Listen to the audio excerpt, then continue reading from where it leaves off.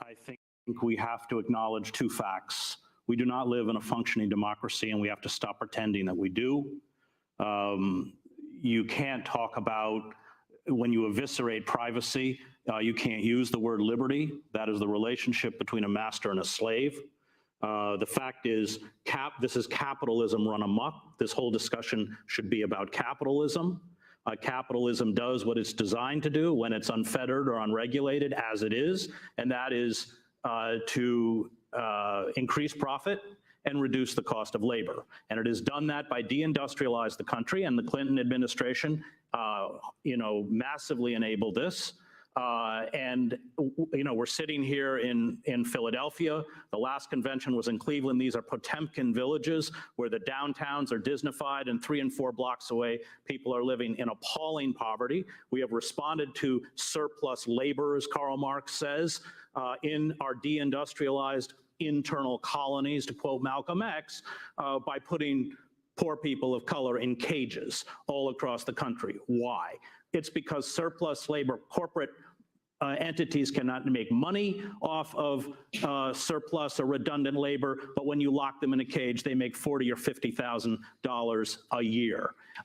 This is the system we live in. We live in a system where under Section 1021 of the National Defense Authorization Act, the executive branch can put the soldiers in the streets in clear violation of the 1878 Posse Comitatus Act to carry out extraordinary rendition of American citizens who are deemed to be quote-unquote terrorists, strip them of due process, and hold them indefinitely in military facilities, including in our black sites. We are a country that engages in torture. Robert talks about, building movements. You can't build movements in a political system where money has replaced the vote.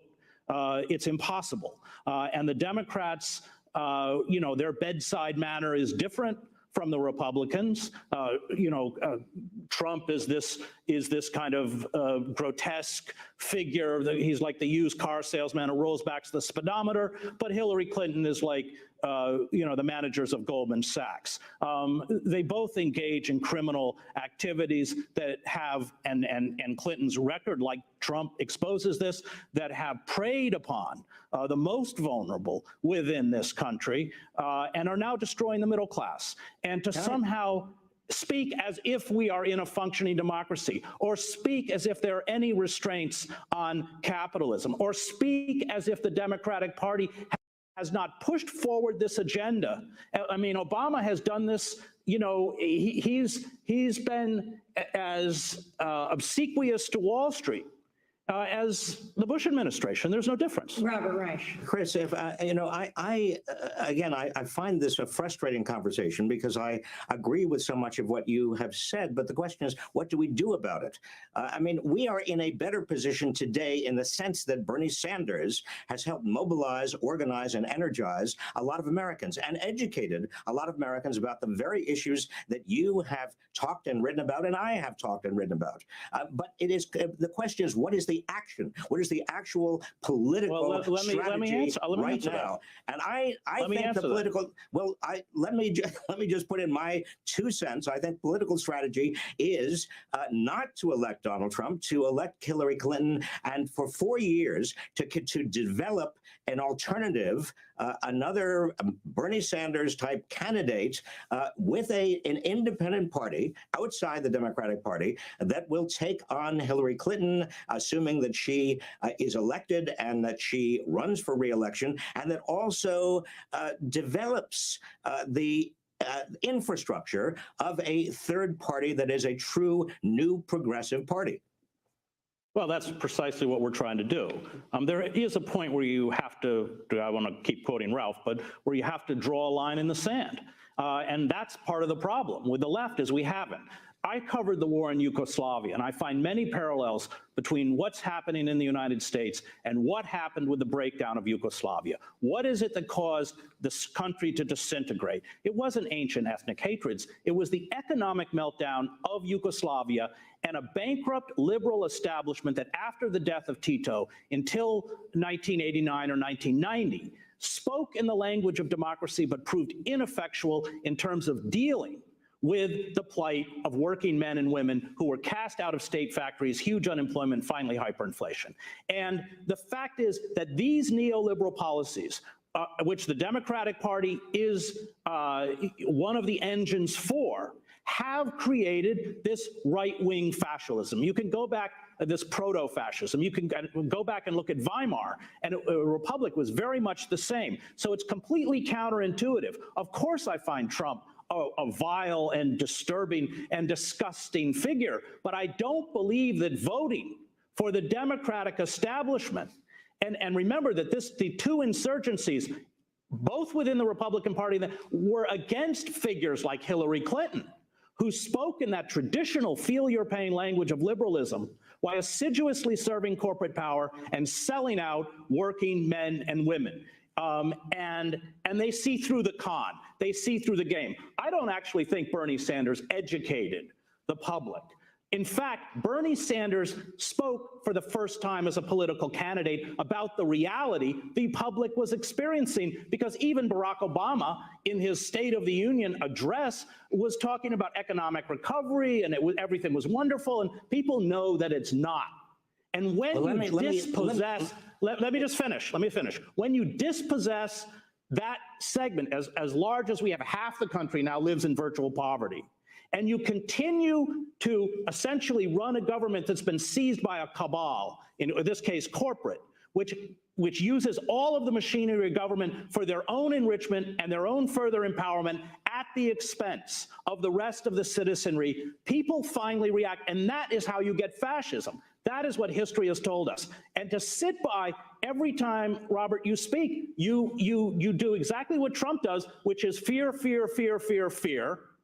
And the fact that we are going to build some kind of amorphous movement after Hillary Clinton, it's just not the way it works. Let me try to inject. Let me try to inject. Robert, right. Let me try to inject some hope in here in this discussion rather than fear. I've been traveling around the country for the last 2 years, trying to talk to Tea Partiers and conservatives and many people who are probably going to vote for Donald Trump, to try to understand what it is that they are doing and how they view America and why they are acting in ways that are so obviously against their self-interest, both economic self-interest and other self-interest. And here's the interesting thing I've found. This great anti-establishment wave that is occurring both on the left and the right has a great overlap, if you will, and that overlap is a deep contempt for what many people on the right are calling crony capitalism. In fact, many people on the left have called crony capitalism. And those people on the right, many working people, they're not all white. Many of them are working class. Many of them have suffered from trade and technological displacement and a government that is really turning its back on them, they feel, and to some extent they're right. Many of them feel as angry about the current system and about corporate welfare and about big money in politics as many of us on the progressive side do. Now, if it is possible to have a multiracial, multi-ethnic coalition of the bottom 90% that is ready to fight to get big money out of politics, for more equality, for a system that is not rigged against average working people, where there are not going to be all of these redistributions upward from those of us who have paychecks, and we don't even realize that larger and larger portions of those paychecks are going to big industries, conglomerates, concentrated industries that have great market power because it's all hidden from view. Well, the more coalition building we can do from right to left, multi-ethnic, multiracial, left and right, to build a movement to take back our economy and to take back our democracy. Robert, I'd just like to interrupt you for a second because we only have a minute left, and I just wanted to ask Chris one last question in less than a minute, if you can. Regardless of you're voting for Jill Stein, other folks are going to vote for Clinton and Trump. Where do you feel this massive movement that has developed over the last few years, this people movement, would have a better opportunity to grow? under a Trump presidency or under a Clinton presidency, assuming that one of those two will eventually be elected? I don't think it makes any difference. The TPP is going to go through whether it's Donald Trump or Hillary Clinton. Endless war is going to be continued whether it's Trump or Clinton. We're not going to get our privacy back whether it's under Clinton or Trump. The idea that at this point the figure in the executive branch exercises that much power, given the power of the war industry and Wall Street, is a myth. The fact is, even on immigration. I'm sorry. What? Even on immigration. What on immigration? I mean, let's look at Obama's record on immigration. Who's worse? 10 seconds. I mean, you can't get worse than Obama. The idea is the Democrats speaking. Robert Reich, 10 seconds. I just want to say, equating Donald Trump and Hillary Clinton is absolute nonsense. Welcome Sorry, to cut off like that, no worries. Welcome to a special edition of what we're calling the Kid and CJ Show. We got Kid filling in for Nick, the Nick and CJ Show. Thank you, Kid. What's up, Kid? How you doing, sir? I am doing great. You know, this Monday morning, I had a little bit of a melancholy. I've been dealing with a lot this week, and I got some good news. It's like a mountain was lifted off my chest. I know. It's look, when I could talk about it, but God, it's like the best news ever. I feel like $100 crisp and new. That's why Ben Franklin's the only person smiling on our currency. That's how I feel right now. I'm in a good mood, and I'm ready to swear at these jag-off bastards who are putting us in this neoliberal nightmare. I'm feeling great.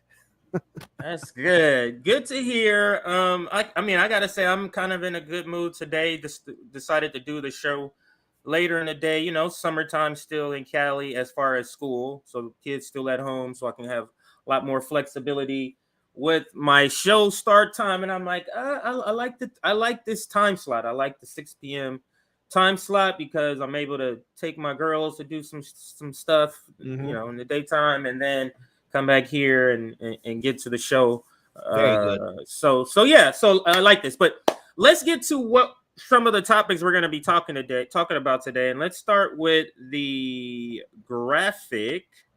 So another great graphic by our wonderful media and editor, Erin. So shout out to Erin. Make sure if you want to contribute to paying her fair labor value, make sure you subscribe to our Patreon, because she's one of the people we pay out of our Patreon.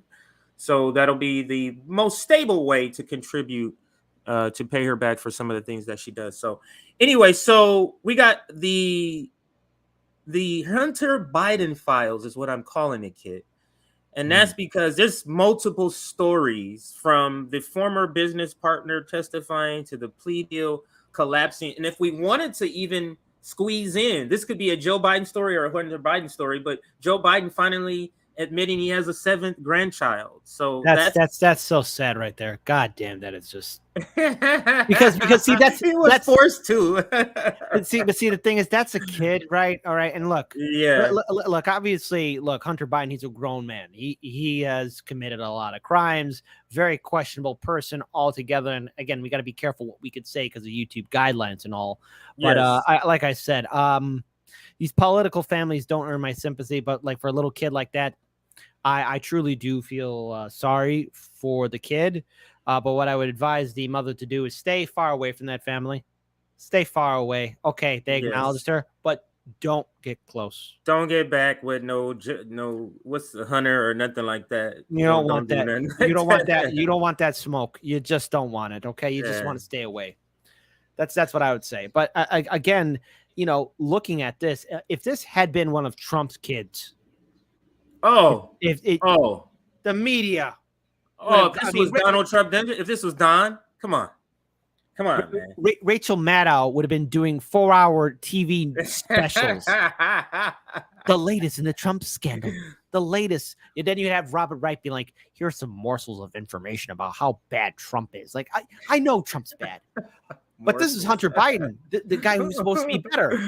But no, he's not. He's just as worse. Dare I say it? I'll go a step further.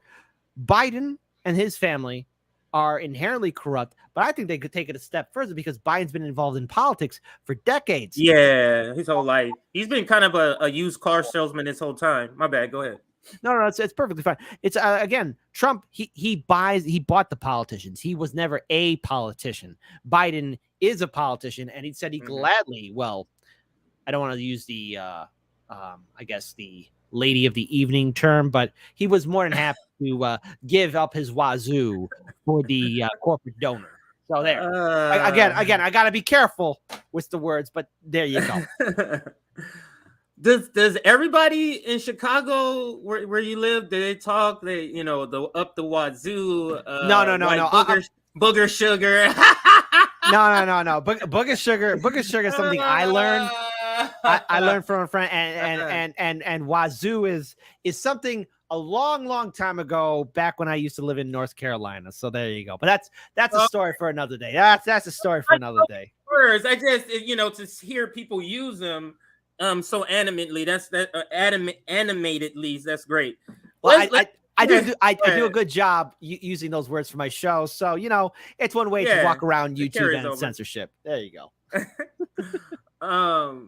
All right, so back to the graphics. So we talked about the Hunter Biden files. There's a couple of stories we talk about that. Then we have Ice Cube going on the Tucker Carlson show to talk. That's a weird, sort of unusual, or a match that nobody would guess would be talking, and they actually talk about that in their conversation. So it's actually a pretty good conversation that they have. So we'll be diving into that. Then, of course, we got to talk about, and I know you've covered it, but the Democratic Party dropping the campaign finance charges against their top. That's the second top donor behind Soros, and that is Sam Bankman-Fried. I think that's how you say his name. Mm-hmm. And then there's an article that came out. I think it's Politico, or don't quote me on that, but we'll bring up the article. Cornel West candidacy divides Democratic Socialists. I guess some of them are with Joe Biden, and some of them are with Cornel West. And then to complete the graphic, the last person on the right, Bernie Sanders is on there, because Bernie Sanders basically flipped off Oversight. That's what he did. He voted against Oversight of the Ukraine funding, and we're going to cover that story. So we got a lot of stuff to cover, but for some reason, you and I can cover a bunch of shit, like as we should. So we're gonna dive in and attempt to cover all of this. I do want to start. Actually, let me do a couple of announcements here. Oh, sure thing. First, want to say the summit went off great. Like, the summit ended up, I was worried. I'm always worried, though. But that's the part I play in the group. I'm the one that's the panic guy. Are we doing this? Or can we do this? Make sure we're doing this. Make sure we're doing. I'm that guy when it comes to summits. Because I just like to put off a good performance. Maybe it's my performance background or my film background. But anyway, so the summit went off great. So if you haven't had a chance to check it out, go check it out. It has 2 streams, so it's 2 different episodes, both 6 hours each. We didn't want to do more than 6 hours for so it's broken up into 2 streams. Make sure you check it out. It's a lot of great conversation. I mean, I think we had 6 or 7 union people, and I think 3 UPS union who are actually about to vote on this. So it was a pretty good, successful summit. The other thing is very good. Yeah. The other thing is, here is our Substack. I haven't been shouting this out during our streams lately. I got to do that for mine too. Jeez. Yeah, I always forget. Check out our check out our subscribe to our Substack if you want to get notifications when we go live. Like, for instance, today, if you're on our Substack, you would have known, that we're going to be going several hours, 3 hours to be exact, past our normal time for the show, and you would have been notified. Had been able to click it. It comes to you in an email. You just can watch it from your email, or you can come on over to YouTube and watch it. So make sure you check that out. Our website, Sabby also launched in Boston. So the Boston chapter had its first event, and it was a potluck like fundraiser, raising funds for mutual aid so they can help different things in the community. So it was a great hit. She reported from it during the summit. So in the first stream, she reported on it during the disability workers panel with JB. So if you want to check it out. But what I'm bringing up Sabby for is because on the site now, when you go to the Boston chapter, part of what they're doing in Boston is you can submit a mutual aid request. It's a spinoff from Case Studies' idea of like having a website where you put a ticket in, basically. So if you're an elderly person, you need somebody to come cut your grass, you go to the website, you put a ticket in, name, address, and fill out what you need. And it goes to Sabby and that chapter in Boston, and then they contact you about taking care of about the request. So it's a pretty new thing on the website. And of course, a lot of other things on the website. Make sure you check it out. Always like to give out our email just for those that are interested in contacting us. We get a lot of, let's just say, interesting emails, but we do get those important ones. So. Exactly. And then the last thing I'll shout out is this. These are the best ways to support RBN. Patreon is the most stable way.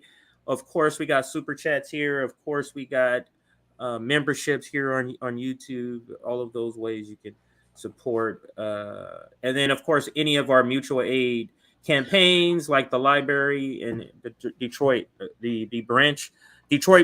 branch of chapter of RBN will be building a library or is building a library. So yeah. All right. So now we got all of that out of the way. So now let's get to the first story. And I do want to start with Tucker Carlson and Ice Cube. And, he's a native Comptonite, I guess you can call us. And so I'm Although I do claim Compton and LA because it's kind of the same to us. We're from the area. It's kind of one and the same because you cross the street as LA, you cross the street as Compton, kind of like that. But let's see how much we get through of this. You let me know when you want to stop it at any time. First, if I could add, go ahead. if I could add into this. First of all, this is an outstanding conversation. Now, look, to be clear here, I mean, obviously, let's get the first thing right off the bat. Obviously, Tucker Carlson is doing well for himself. Ice Cube doing well for themselves. They're doing both financially well. But I want to bring up the fact that, again, they're having a conversation. Now, if this was a few years ago, this would be unheard of. You would not be seeing something like this. And I'm noticing a barrier is starting to break apart. It's not breaking apart fully because we're all still in our bubbles. We're all still on our sides. And, you can't speak to somebody on the right, or you can't speak to this group or that group. But this is what I like to call maybe the stepping stone of maybe a broader idea of looking at, okay, let me talk to my neighbor. Let me talk to somebody who might think differently than me, but we realize that there's something wrong. And I think that's what needs to be done. And I really have to commend both Tucker and Ice Cube for doing this, but maybe this could lead to something far grander that doesn't involve people within that social elite, but maybe us in general as a whole as a society. Because at the end of the day, who are the people who are being stepped on by neoliberalism and the censorship and the establishment telling us how to live and how to work and how we should conduct ourselves? It's us. It's the regular people. And I take this conversation with a little bit more hope. Maybe I'm being too idealistic here, but I like to look at maybe the bigger picture, that maybe this could be something far grander than what is being presented here. Maybe it's a beginning to something more. That's just So, and for those that know, you covered this already. So I'm being that I haven't covered it and you've covered this. What sort of pushback, since because I know you probably looked into it, but what sort of pushback or sort of, I don't know, right word, negativity have you heard about this interview? If you've heard any. If you haven't heard any, then of course I'll say you haven't heard any. But what have you heard? Of course, it's the typical. Ice Cube is secretly a Trump supporter, a right winger. Oh, Tucker Carlson's tricking Ice Cube into thinking he cares about the social issues. Oh, these are just two rich guys talking. But again, somehow it always revolves around Trump. That somehow Trump's involved in this, and oh, they need to follow the mandates, and you should have listened to the government, take the jab, and all of this other stuff, which again, it's the stuff that we've heard before, but it's so pathetic. It's like someone insulting your shoes. You heard the joke 10, 12 times. Do you have anything else new? Because you've been saying the same joke over and over again, because I'm about to roast you with 10, 12 different things, and all you got is the same hit. You keep coming at me over and over again, and it's getting played out. Yeah, it might have got one or two laughs, but everyone's waiting. You got anything else new? And it's not even coming from Trump supporters. It's not even coming from libertarians or Greens or socialists. It's coming from vote blue liberals. These are like, those are the, and it's the same stuff we heard. And of course, they're using all the isms like Tucker and Ice Cube are being sexist or misogynist or being phobes of any of that type. And it's just like, these two are having a conversation. You're making something far grander than it should be, and you're not even listening to the words. That's the criticisms that I've seen, and they're mediocre and lackluster at best. And I'm being kind with those words, because again, I could swear, but I don't want to get you guys in trouble. So yeah. I hear you. So let's play a little bit of it and see how much we get through. Where is it? Okay, right here. Here we go. So why would you be doing this of all interviews? I mean, you could do an interview with anyone. You're doing an interview with me. Obviously, you're going to take abuse for doing that. Like, why would you do that? Because I think it's silly not to talk to people.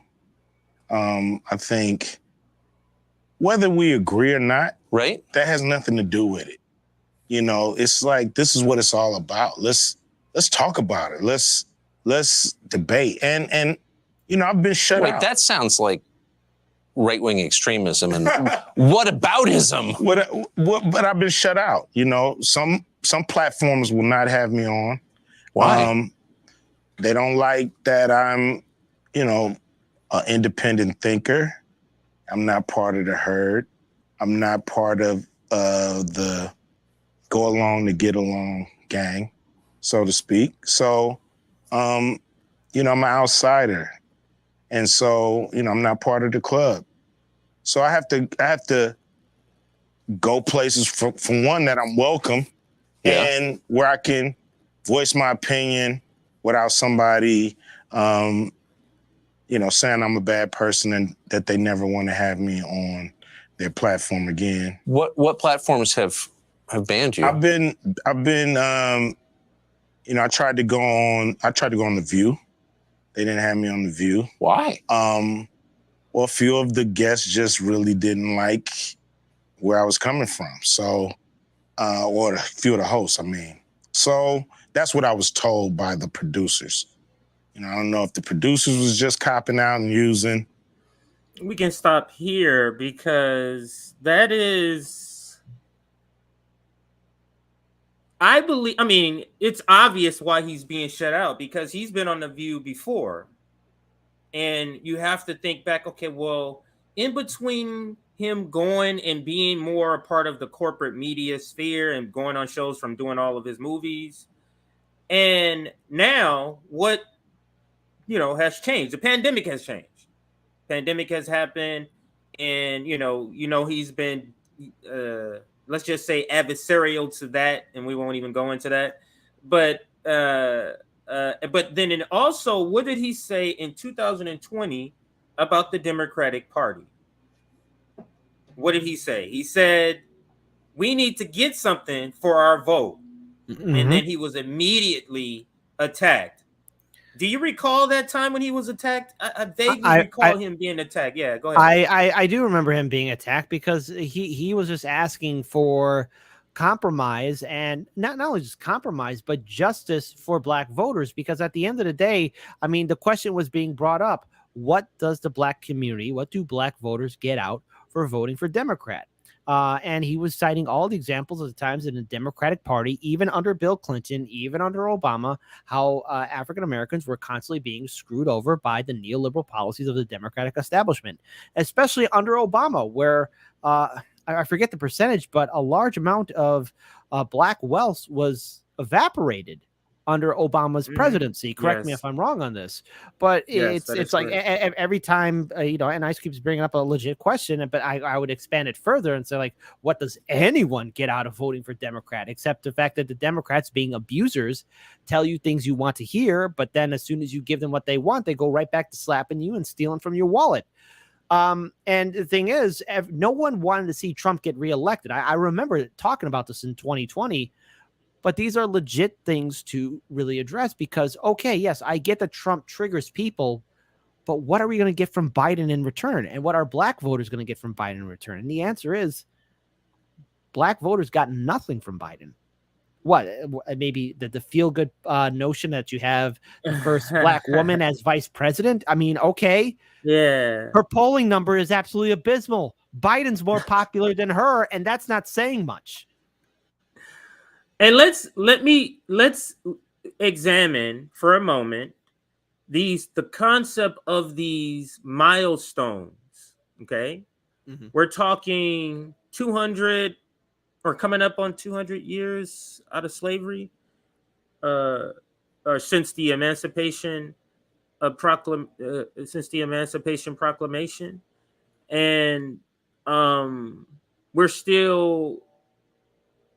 Actually, let me let him make the point because I don't want to, because I've seen this and I'm kind of getting ahead of myself. So let me let him make the point, and then I'll make the point. Go ahead. Yeah, two things here. So obviously here in the Western Hemisphere, there's 400 years of slavery. And according to this, and maybe I need to get the numbers fixed on it. Slavery officially ended 155 years ago. There we go. However, an argument can be made because of the prison industrial complex that slavery is still alive and well. An argument can be made. Exactly. So you summed it up. There we go. Some of the hosts to not have me come on and explain myself, but you'd be a good booking for them. I've been on there before. Yeah. It's just when I've became an independent thinker, when I've, I'm not, I don't follow their brand of politics, I guess. But if you can't think for yourself, then you're not really free, are you? No, you're not. You're not. But I've been excluded. I've been excluded on Oprah, on Oprah? On Oprah, yeah, I've been excluded. Yeah, man. I would think you'd be the person Oprah would want to promote. I mean, you grew up in South Central, you were successful at a young age, you have dignity, you say what you think. Like, I thought that was the goal. Me too. I don't know what it is, but, several of my, I had a movie called Barbershop, great film. That I wasn't invited to participate with the cast. I produced a show called Black White, and it was a very controversial show. And once again, they had the whole cast on, but I wasn't invited. And so I don't know.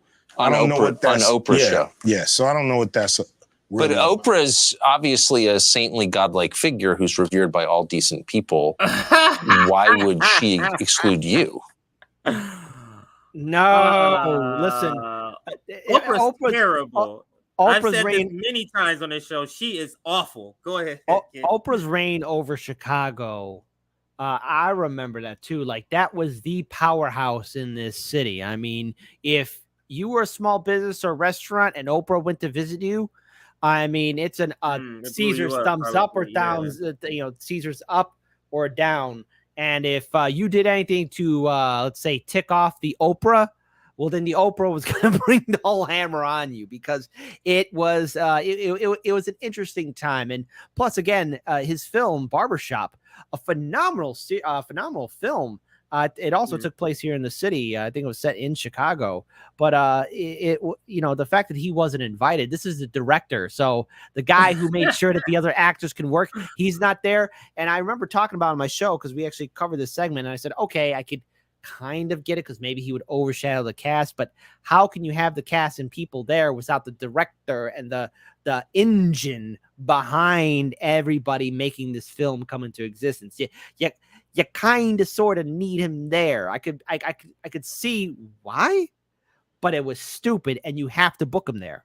So but there's also a lot of things where Oprah is very petty and selective of who she wants on her show. So there's that to include as well. I just these black billionaires, these black multi-hundred millionaires have all this money, and they're just, they got these charities pretty much like giving back to the people that a way that a capitalist would give back to the people, like a Scrooge, which is how I kind of see these organizations they have that's not really doing anything. So it's ridiculous to have this amount of money. Ask yourself this question. This is how I frame it. If Harriet Truman just magically was alive now, what would she be saying if she saw black people with hundreds of millions of dollars, if not billions, and the condition of so many millions of black people, and they're just got their hands folded doing nothing? Like, what the hell kind of shit is this? When she's sacrificing her life for the Underground Railroad, and then she used to come alive and be like, what kind of shit is this? That's how I imagine it. But go ahead. Yeah, shoot. Just to imagining her response. All of a sudden, why did I get a flashback of the film Django Unchained, where that film done by Quentin Tarantino. Especially when they get to Candyland and they see that entire landscape there, it's like, holy crap. And then, of course, I think who was it? Samuel L. Jackson was playing. I forget the name of his character, but he was okay with the way he was being treated, but everyone else was being treated like dirt. Like, I don't know. It's like a whole bunch of neoliberalism right there. So, or at least at maybe a small microcosm of just neoliberalism here in the United States, where you do have billionaires of different classes, and they're just not doing anything to elevate anyone, because I guess they made it, but they pulled up the ladder right behind them so no one else could follow. Pretty much. Like Bernie and AOC is pretty much doing. But let's get back to a little more of the video. We're not going to let it take up too much more time, and we're about a quarter of the way through. I really don't know. That's something that I would love to find out. But I can't tell you, if there's a single thing that I've done or said to her. Have you noticed that it is more controversial to criticize Oprah than to burn the American flag? Really? Seems that way. I've never heard anybody criticize Oprah. Do you think it's political, or do you think it's deeper than that? You're not like a right winger. No. You don't even seem that she political. Has power. She has no, power. I'm not really. I'm pretty much, just want to do right by the people, So if that comes through political means, that comes through the private sector, wherever it comes, I'm down to work with whoever's down to do something right for the people. So I remember reading you say something along the lines of, I didn't vote for Trump. I'm not a Trump voter. You actually attacked Trump at one point, but you were willing to meet with Trump. Do you think that crossed a line? I think some people didn't like that, but I think it's idiotic. I can attest to that. I remember that. It was during now it's starting to come back to me. This was during the big uproar about him. So you're going to meet with Trump and not with Biden. That's how it was being portrayed, of course, by the liberals online, just going crazy in the K-Hives. I remember that now. The K-Hive and the G-Hive and all these liberals, all these vote blue no matter who's sycophants, they're like, well, how dare you speak to Trump? Well, guess what? Trump was the then president of the United States. So, of course, Ice Cube is going to speak with Donald Trump. What's he supposed to do? Pretend he doesn't exist? I get what Trump does to people, but honest to God, he's living rent-free in a lot of people's head. People are still triggered by 2016. It is now 2023. It is time for people to move on. It's just like people who have Jimmy Dore derangement syndrome. Yeah. Is it Jimmy's fault that the Democrats suck and that he called them out on it years ago? Is it his fault that the Democrats actually did all the things that he said that they were going to do? Because it's not his fault. It's not CJ's fault. It's not my fault. It's not anyone else in independent media who's been calling out the Democrats. So if he wants to speak to Donald Trump, fine. That is his social right. But what you see from these liberals, these vote blue no matter who, predominantly white liberals, are saying, You as a black man need to listen to us. We know what's best for you, because that's what a lot of these white liberals are thinking. We know better, so you must follow us. But no, that's not how it works. So, of course, speaking to Trump, all right, he spoke to Trump. Did the world end? Is the world on fire? No, it's not. The world is still going on. That's what's happening. Yeah. But people want to be stupid. Great point. Let's listen to some little more. It's still interesting. So as long as it's interesting, we'll continue. It's a fascinating interview. Enemies meet. Say again. Precisely. Enemies meet. Enemies meet. First of all, what he said there was enemies meet, because look, I don't want to say that they're controversial, but I mean the people who maybe don't politically align with me. I've had libertarians on my show. I've had a lot of people on my show that I agree with and disagree with. That's show running 101. But also, number two, I've been told by individuals who think they know better that, oh, you shouldn't interview this person, or you shouldn't go on this person's show, or you shouldn't speak to these people. Well, when I've also interviewed those people who told me who not to interview, I've been told, hey, you shouldn't talk to those people. I'm going to talk to whoever I want to talk to. And I'll be damned if I have anyone of any social group say, oh, you shouldn't talk. I'm going to talk to who I want to talk, because that's my right, as it's Ice Cube's right, as it's RBN's right. You've had a treasure trove of guests on your show. So it is your prerogative to talk to whoever you want to. And if it offends people who are easily triggered, you don't have to watch the show. You want to hate watch? Go ahead, hate watch. But no one's listening. Don't talk to this person. That's not even high school mentality. That's kindergarten mentality. I don't want to talk to you. Well, then fine, get out of here. It's terrible. But let's listen a little more to the conversation. Do you think that crossed the line? I think some people didn't like that, but I think it's idiotic. Enemies meet. Right. They talk. I'm pretty sure there's some communication between Russia and the Ukraine right now. Somebody's on the phone talking to somebody, trying to come up with a solution. So we just got to talk. That's the only way we're going to work this out. I know when the talking stops, the fighting starts. A lot of people, they, think I'm a, Republican. I'm a right winger. Just because I was willing to speak to the Trump administration, and I was willing to speak with the Biden administration as well. Have you? One guy in the administration, but it didn't go anywhere. It was basically a, take my temperature kind of call. We'll get to it. But they never got to it or never planned to. Matter of fact, the guy left the administration. So, after talking to him for a year or so, he was gone. And then, we were left really with no one to continue the conversations. What do you think of Biden? I don't think he's given the people who put him in exactly what they thought they were going to get from him. But his most loyal voters, according to the polls anyway, are black voters, particularly black women. Mm-hmm. And those numbers don't seem to change. So no matter what happens or doesn't happen. So do you expect they ever will change? Whether they become independents and not vote for anybody who's not bringing it. It's like people want your vote. They have to do something to earn it. If they don't earn it, why are you going down there and pulling that lever? Because the other side hates you. That's the pitch they make. We may suck, but the other side hates you. You're supposed to dance with the person you brought. Yeah.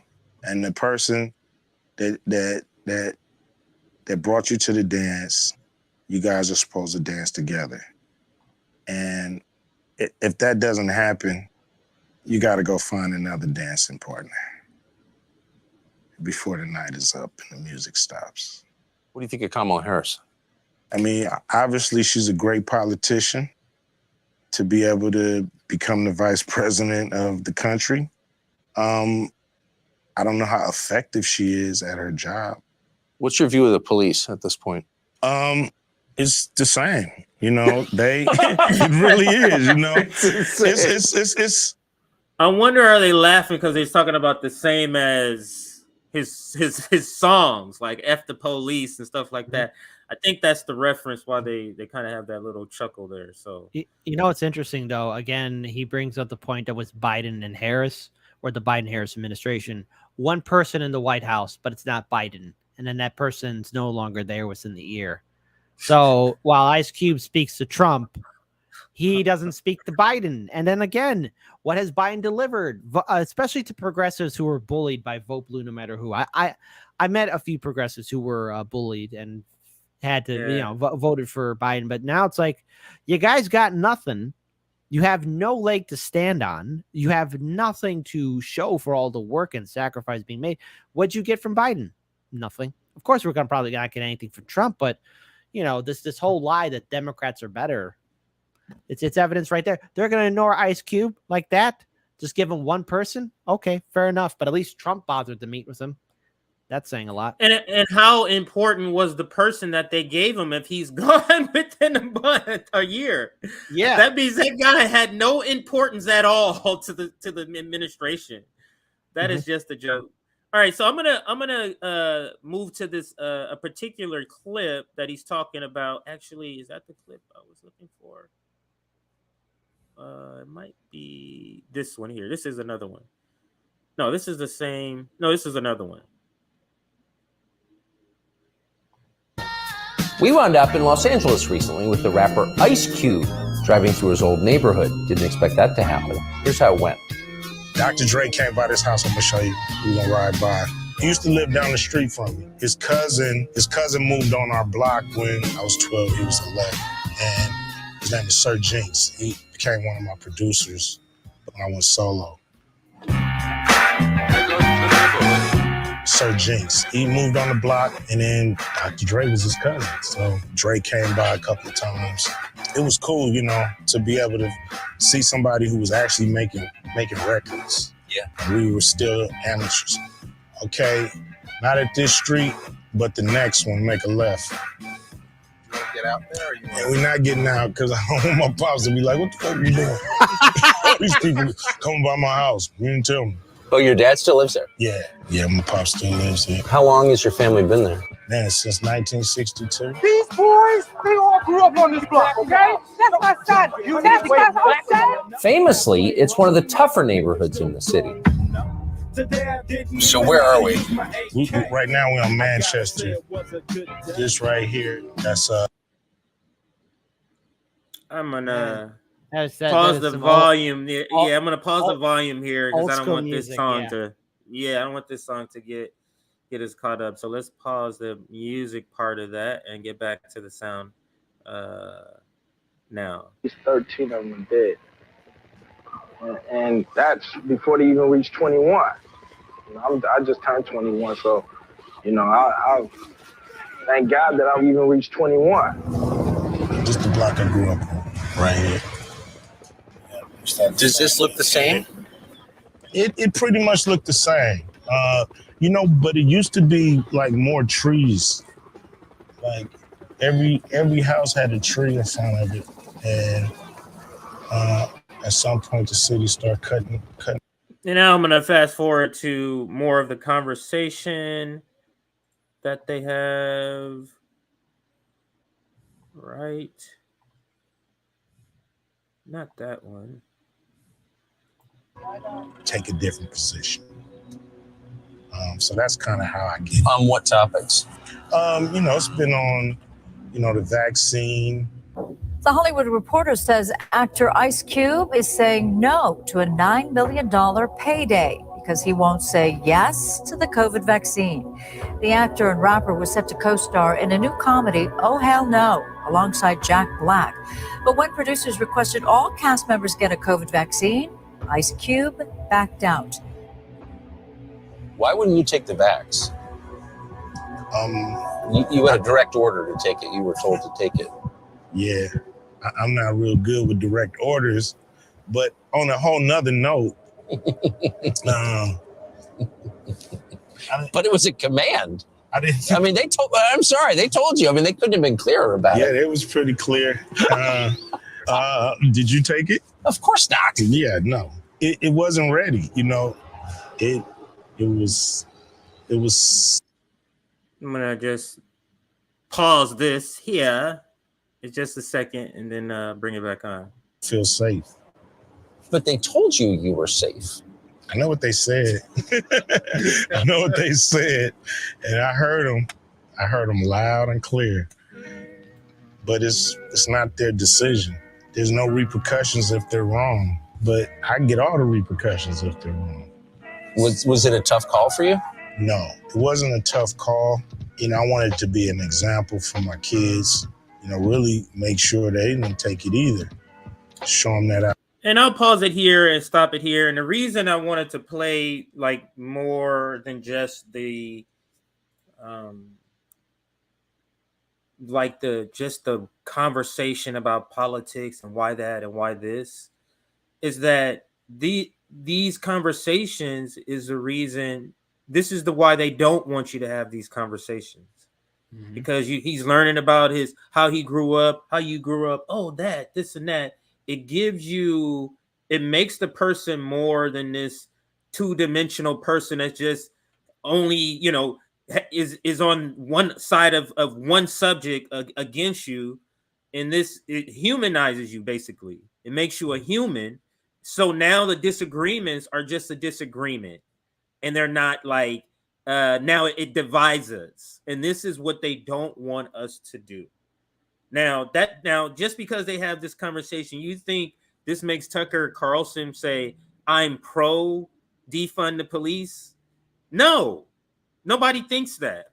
No one thinks having this conversation, but having a conversation, if there is things that they agree on, it would allow the door has already opened now for them to even talk about those things, whereas before a conversation like this, it would not happen. So any final words on the interview before we move on here? It is interesting how we do see how Ice Cube is showing his neighborhood, how he grew up to Tucker. And I'm going to butcher the quote because I don't want to ruin it, but I just can't help of his character in the film where he played as Doughboy in Boys in the Hood. Came out in 1991, and it was nearing the end of the film, and it's about how he was reflecting on how people either know and care or don't know. I don't know the full quote. Do you know the full quote I'm talking about? It doesn't ring a bell right now. Damn it. I'm trying to see if I could find it, but I think it might be too late. If anyone knows a quote, here it is. Wait, here it is. Wait. Either they don't know, don't show, or don't care about what's going on in the hood. I didn't know that's the one you're looking for. Okay. Yeah. That's the one. And the thing is, a lot of people don't know how bad it is in a lot of the inner cities or how things have been designed that way. I mean, in my city, Chicago, we're hyper segregated. I mean, it is downright horrifying because you still have a lot of industry and polluters in the southwest side and the west side neighborhoods all over Chicago. But on the north side, you don't see it there. You don't see that industry there. You don't see the schools being shut down. You don't see the roads not being paved. It is an eye-opening thing, especially if RBN ever comes to Chicago. We'll do a little field trip. We'll start off on the north side, everything all shiny and nice, and go all the way down to the south side. Sounds good. And you will see some changes. And dare I say, you might see some gentrification happening too. It's been a while since I've done something like that, but I'm sure you'll see. Nice paved roads, grab and go taco, nice little music stands to boarded up schools, torn apart roads, abandoned houses. It's by design because the politicians keep it that way. Absolutely. All right, so I think we can close that. Yes, we did not cover all of the interview, and there's a lot of other good tidbits of the interview, but we're going to move on just for the sake of time to our next story. And let's get into the Hunter Biden files, and we're going to start off light. We're going to start off light on that booger sugar. Yeah, we'll start off. We'll start off light. So let's start with the story about him finally recognizing his 7th grandchild. So, and then this will lead us into Hunter because this involves Hunter. So let's get into that story. And here is a news cast about it, and let's listen. For the first time, the president and first lady are publicly acknowledging they have a 7th grandchild, a 4-year-old girl named Navy, who their son Hunter fathered out of wedlock as he battled drug addiction. The child, up until now, not recognized by the president. I have 6 grandchildren. The move comes 1 month after Navy's mother, London Roberts, a former exotic dancer, settled a paternity and child support dispute. Why do they have to? It's like what they do with Robert F. Kennedy, anti-vaxxer. It doesn't matter what they're talking about. Anti-vaxxer is attached to his name. Why does, what did they say? Former exotic dancer. Is that the Yeah, stripper, exotic dancer. Is that the word they use? Yeah. Yeah. So like, why does that, like, she's not doing that now. So why is it attached for anything? The rest of her life is former this, but what is she currently? Because it grabs the headlines. It's show running 101. Grab the headlines. Oh, Hunter Biden out of wedlock had an affair with a stripper, exotic dancer, and oh my God, he's living life to the edge. But hey, does anyone remember the fact that Hunter Biden also was having extramarital affairs with Beau Biden's wife too? Does everyone remember that? And how there's also her calling him on the phone. You're doing drugs again, aren't you? Like, come on, like, ladies, listen. Biden doesn't like any of you, and no, like, again, to the mother of this kid, do you really want to be associated with those people? Because you really don't. And Hunter's not a good person. Okay, you have a chance to walk away. Don't be attached to those people because it's going to bring nothing but misery. It's just, I see it. Maybe I'm wrong, but there's no happy storybook ending here. And plus, think what this child has to deal with too. You know, she's the 7th grandchild, and now she's finally recognized by her parent or by her grandparents. Yeah. One of which being Joe Biden, which is the last person I let a kid near, anyways. I mean, come on. Dispute with Hunter in Arkansas. The first couple releasing a statement Friday saying, quote, "Our son Hunter and Navy's mother London are working together to foster a relationship that is in the best interests of their daughter," adding, "This is not a political issue. It's a family matter." But it's already become political, as the White House avoided the topic for months. Does the president acknowledge this little girl as his granddaughter? I don't have anything to share from here.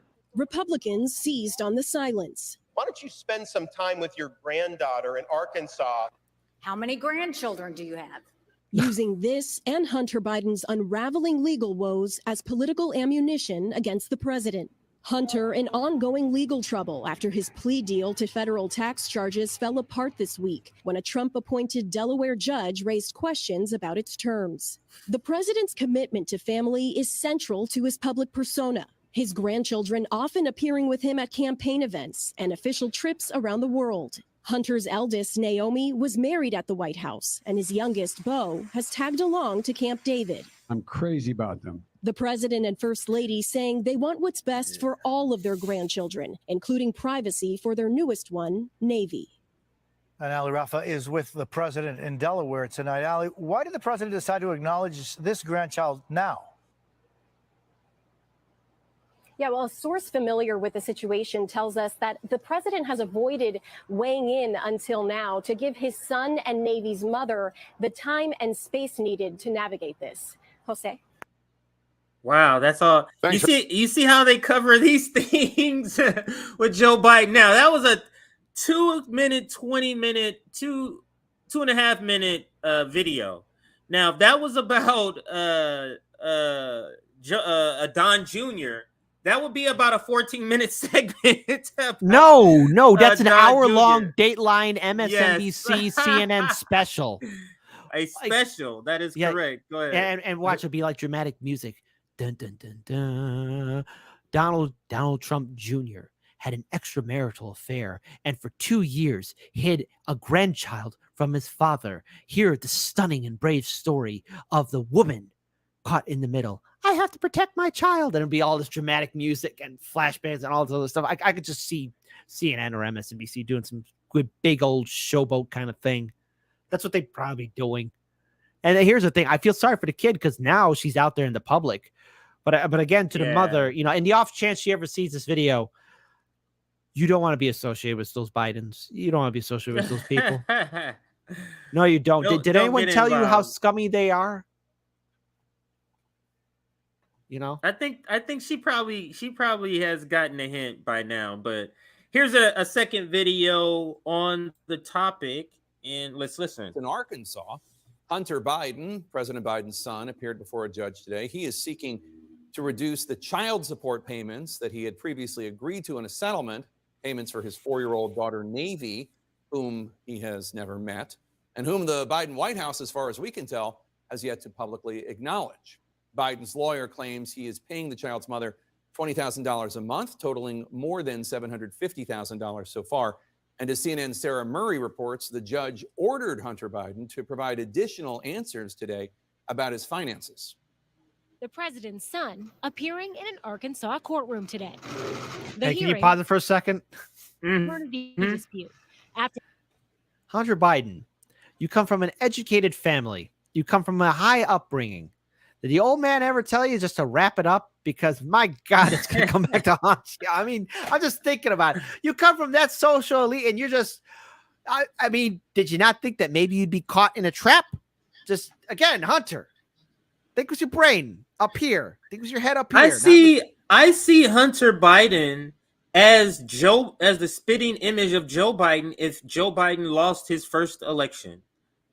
If he lost it and he never became a congressman, this is the life of Joe Biden. To me, they are more similar. Bo was the outlier. Like Bo was like this. They are similar. These two. I have my theory about Bo Biden.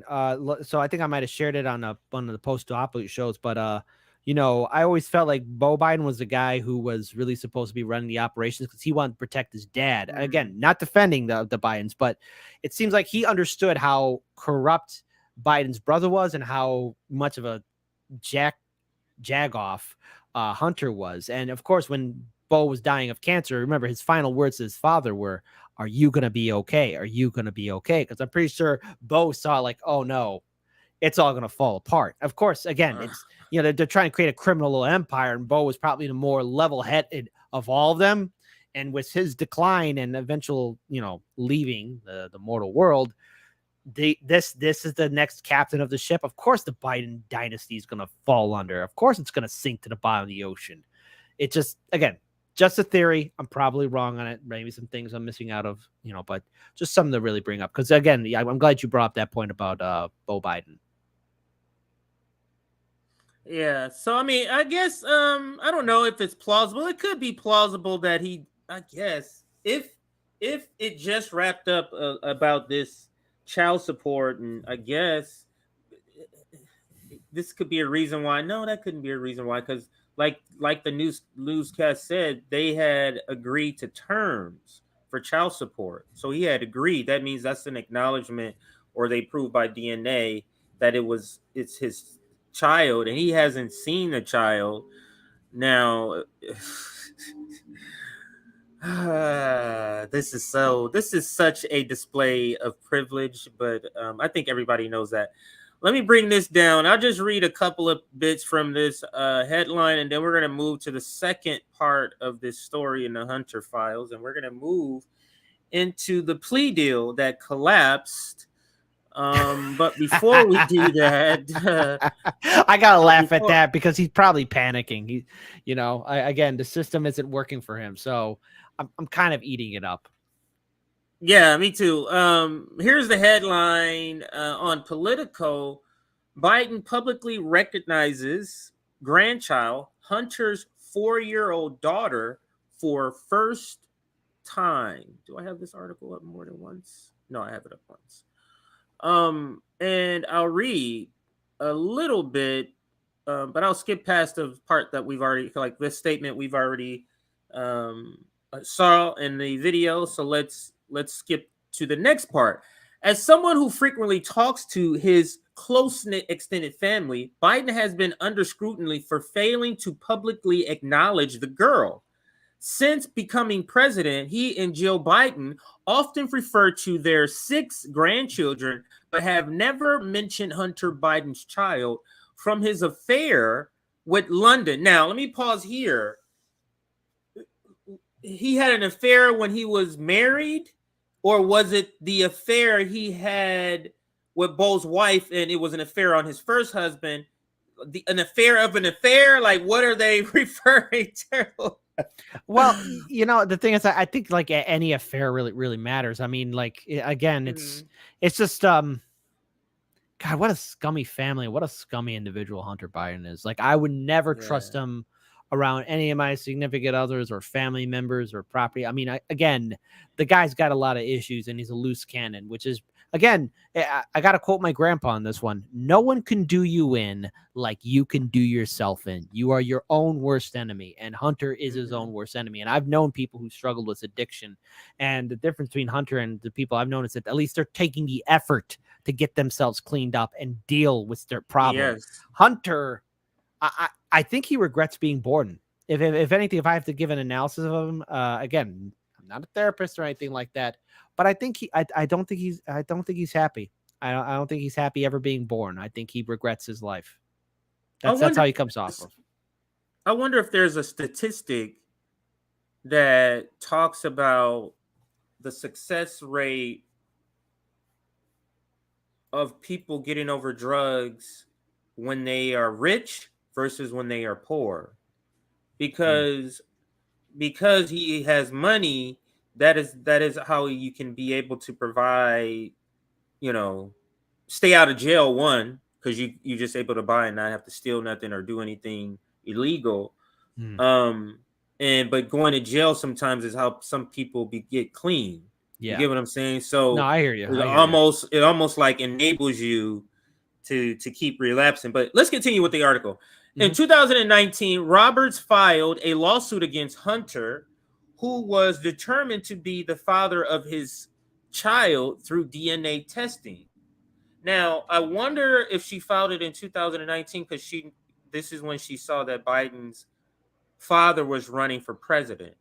I wonder if there's a connection there, or if it just happenstance. Roberts and her daughter lives in Arkansas, where Navy has grown up. Navy is the name of the daughter. The public acknowledgement comes shortly after the bitter child support and paternity issues were resolved.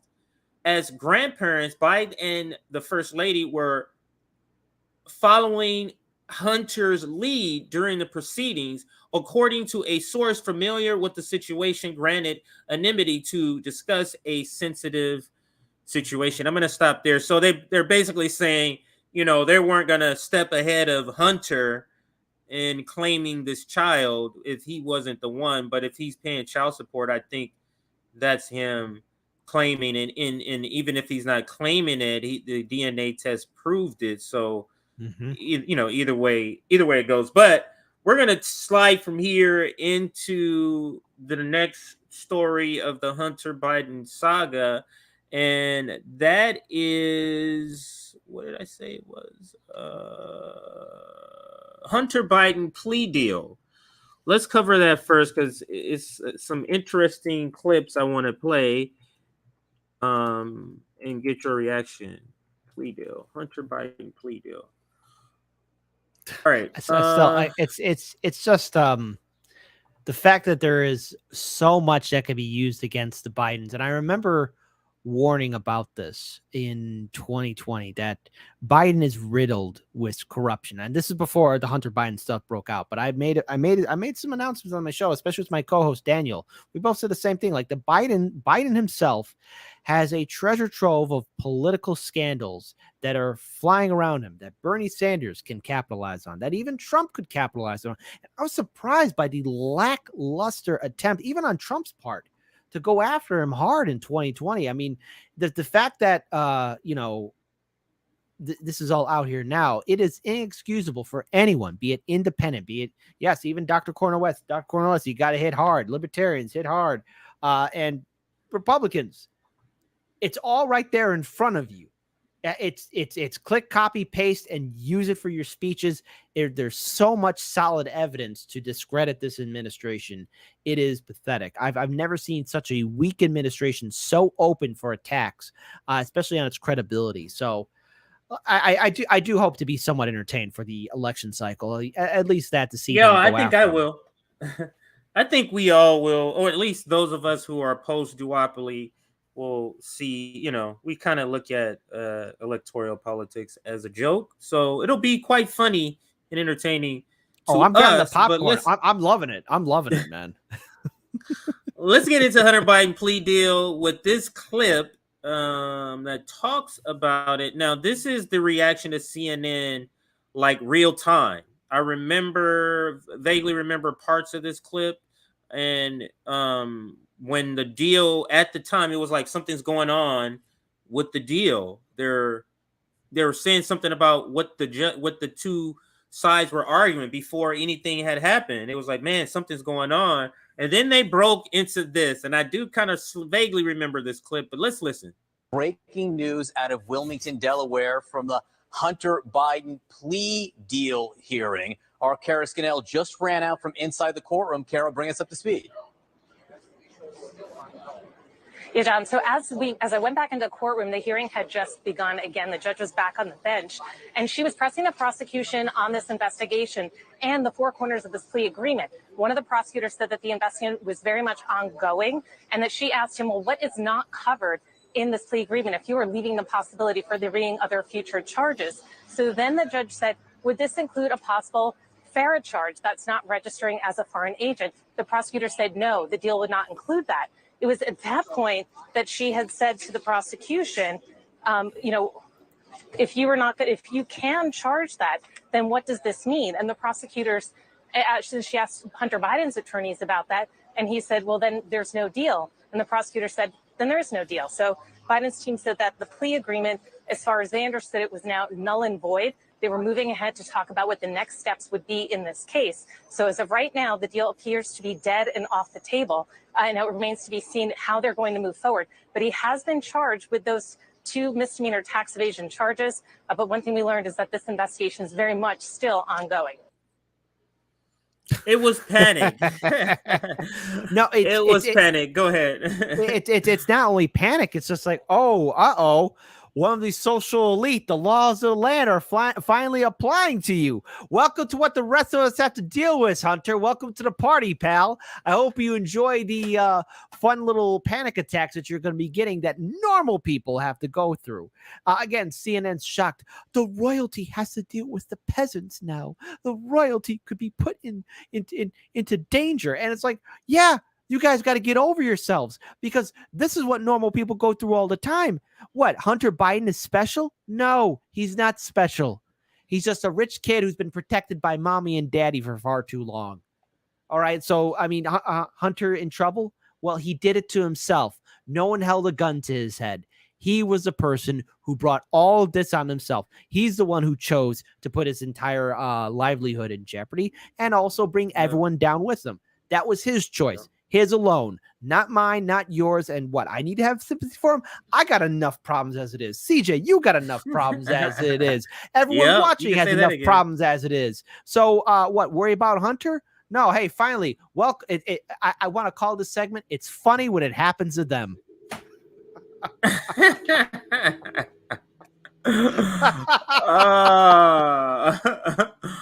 All right, so here, where am I? This is they did the reporting. Now this is kind of like he pivots to the panel, and now they discuss it. So this is the same segment, different clip. Someone made a bad mistake here. Am I wrong looking at this, saying that these someone, whether it be Hunter Biden's defense or prosecutors here, how could there be such a big miscommunication? I cannot even begin to explain how the Justice Department walks into that courtroom without knowing exactly what the scope of immunity or coverage is for Hunter Biden. And equally, I cannot even begin to understand how Hunter Biden's lawyers walk him into that courthouse without knowing exactly what the constraints, what the limitations of that deal are. Someone made a bet. Now, you know, Oh, well. we all have a theory, and I'm gonna play a video from a guy. Go ahead if you were gonna say something. Oh, no. I'm just like, well, his lawyer screwed up, as did Hunter. But the thing is, Hunter did this all to himself. He did this to himself. And you know what?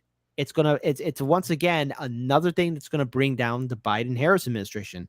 Honestly, anyone that's running for 2024, I'll even throw in the Democratic contenders, RFK and Marianne. Go for the jugular, because if no one goes for the jugular, I'm really going to question, how much do you want to win? Mm-hmm.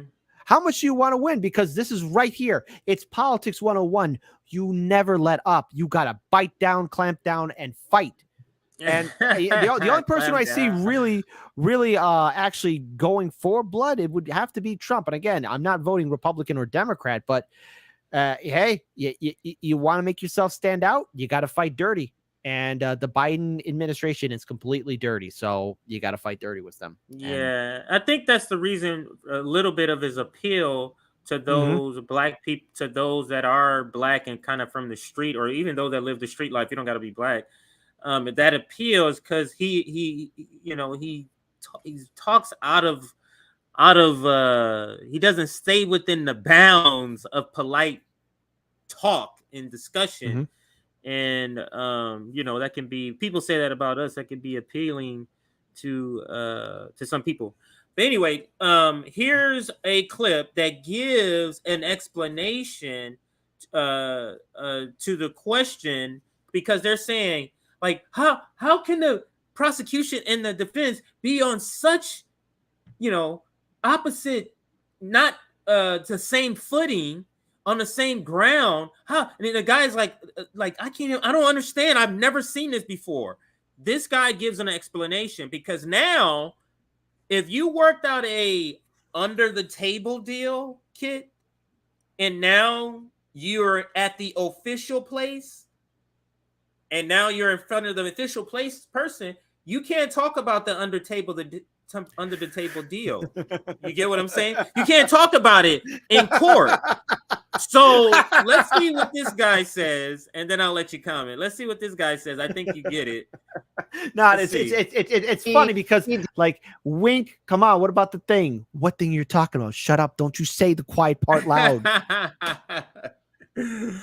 Yeah, so that's why it's like, wait a minute, is Farrah covered? No. What do you mean it's not? I thought it was. That's why they cannot be on page. I mean, you mean to tell me that charge, as huge as that charge is, you're not going to talk about that? I don't believe it. So, but this guy gives us an explanation.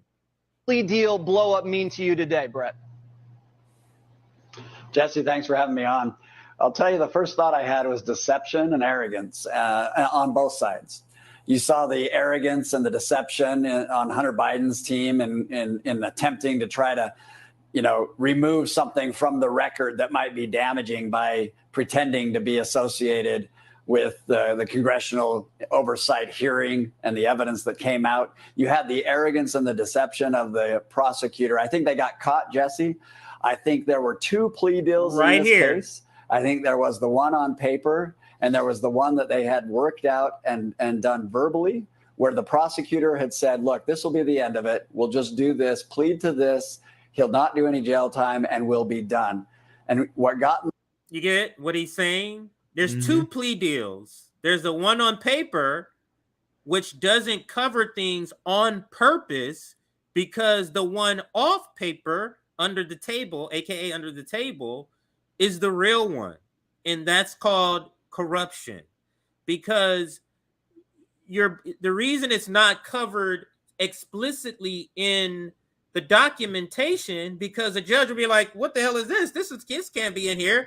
This shit can't cover this shit over here. They would so they would just hope that it doesn't come up, that the judge doesn't bring it up. The judge doesn't go through her checklist of things. You get what I'm saying? And but they've already agreed under the table. Yeah, this will be it. We're not going to be bringing any more charges, okay? But we can't put that in the document, of course. So we got our deal here, and that's how we're going to leave it. That's pretty much what this guy is saying, and I think that makes sense, Kit. Go ahead. Well, I think there's really nothing more I could really add to this, save for the fact that, again, when there's a deal that's made quiet under the table, like you described it perfectly. I think there was that assumption of, okay, everyone's going to play along, but as soon as the cameras are on, as soon as the tape recordings are happening, as soon as everything's happening, you know, you have to realize that in order to keep the image of rule of law, you can't have something that out there exposed. And then at the same time, too, not dot all your I's and cross all your T's. So now this is the quandary that the Hunter Biden legal team is in. They're being called out for the fact that, yes, there is corruption. But think about this, too, for a bigger picture. How many other political families, be it at the state level across the country or at the federal level, how many political families who've had their own fair share of scandals worked out some kind of deal like this for their loved ones or for themselves in turn because they knew how to, well, play around with the system? We just finally saw firsthand what's being done for the social elite, the people who make the decisions, the people who come from the dynastic political families. That's how it's done. There is no justice in the land. There is no republic. The people don't have proper representation because the criminals are running the show. That's what's happening, and we see it. It's out there, and there's no denying it. And if you think that Republicans or other Democratic politicians are different, no, they're just the same. They just know how to keep it a little bit more quiet. That's how we could break it down. Absolutely spot on. This is Face the Nation, and their guest talks about what happened to the plea deal too. The U.S. attorney in Delaware, as we know, for 5 years has been investigating Hunter Biden, the son of the president. This has been wide-ranging, but the deal came down to 2 tax charges and a diversion agreement related to a gun charge. What happened in that courtroom this week that made the judge hit the brakes? Well, I was inside that courtroom, Margaret, just sitting about 20 feet behind Hunter Biden during that 3-hour hearing. The simple explanation is that the federal judge is always handling plea agreements. They're very familiar documents to her. And when this one hit her desk, she said, hold on a minute. This is not a standard agreement. These are different terms than what I'm used to. And when she pulled that thread, what she found out is that there was no agreement between the defense and the prosecution over whether this deal would shut down the prospect of any future criminal charges. And that is really when the whole thing went off the rails. And now we know in 30 days' time, Correct. They will have to reconvene in regard to this agreement. So it could come together? It could come together. What I would say, being inside that courtroom for 3 hours, is that the two sides now have an opportunity to answer her questions and sort of renegotiate the language in this plea. But as one former federal prosecutor said to CBS News, what happened in that courtroom was a train wreck. And based on the judge's line of questioning, I think that these could be big gaps to bridge. And the bar may be even higher with this federal judge to get her approval. It's funny when it happens to them.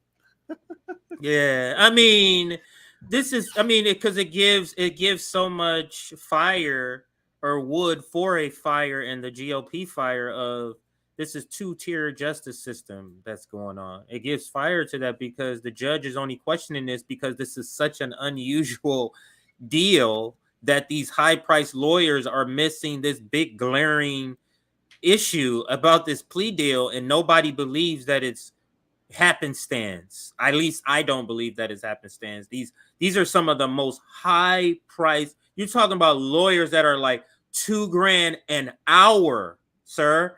You're talking about the most high-priced lawyers that in existence. These are the people that they're able to hire, but they both forget this to cover this in this plea deal. Get the fuck out of here. No one believes that. And I do want to play one final clip as to what can be an explanation. Dan Goldman used to be on MSNBC. Then he ran for office and he won.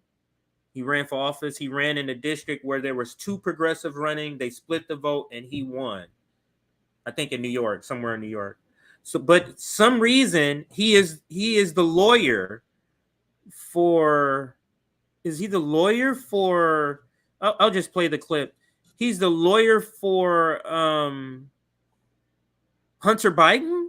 because he's here representing, answering questions. And let me play the video as soon as it comes up.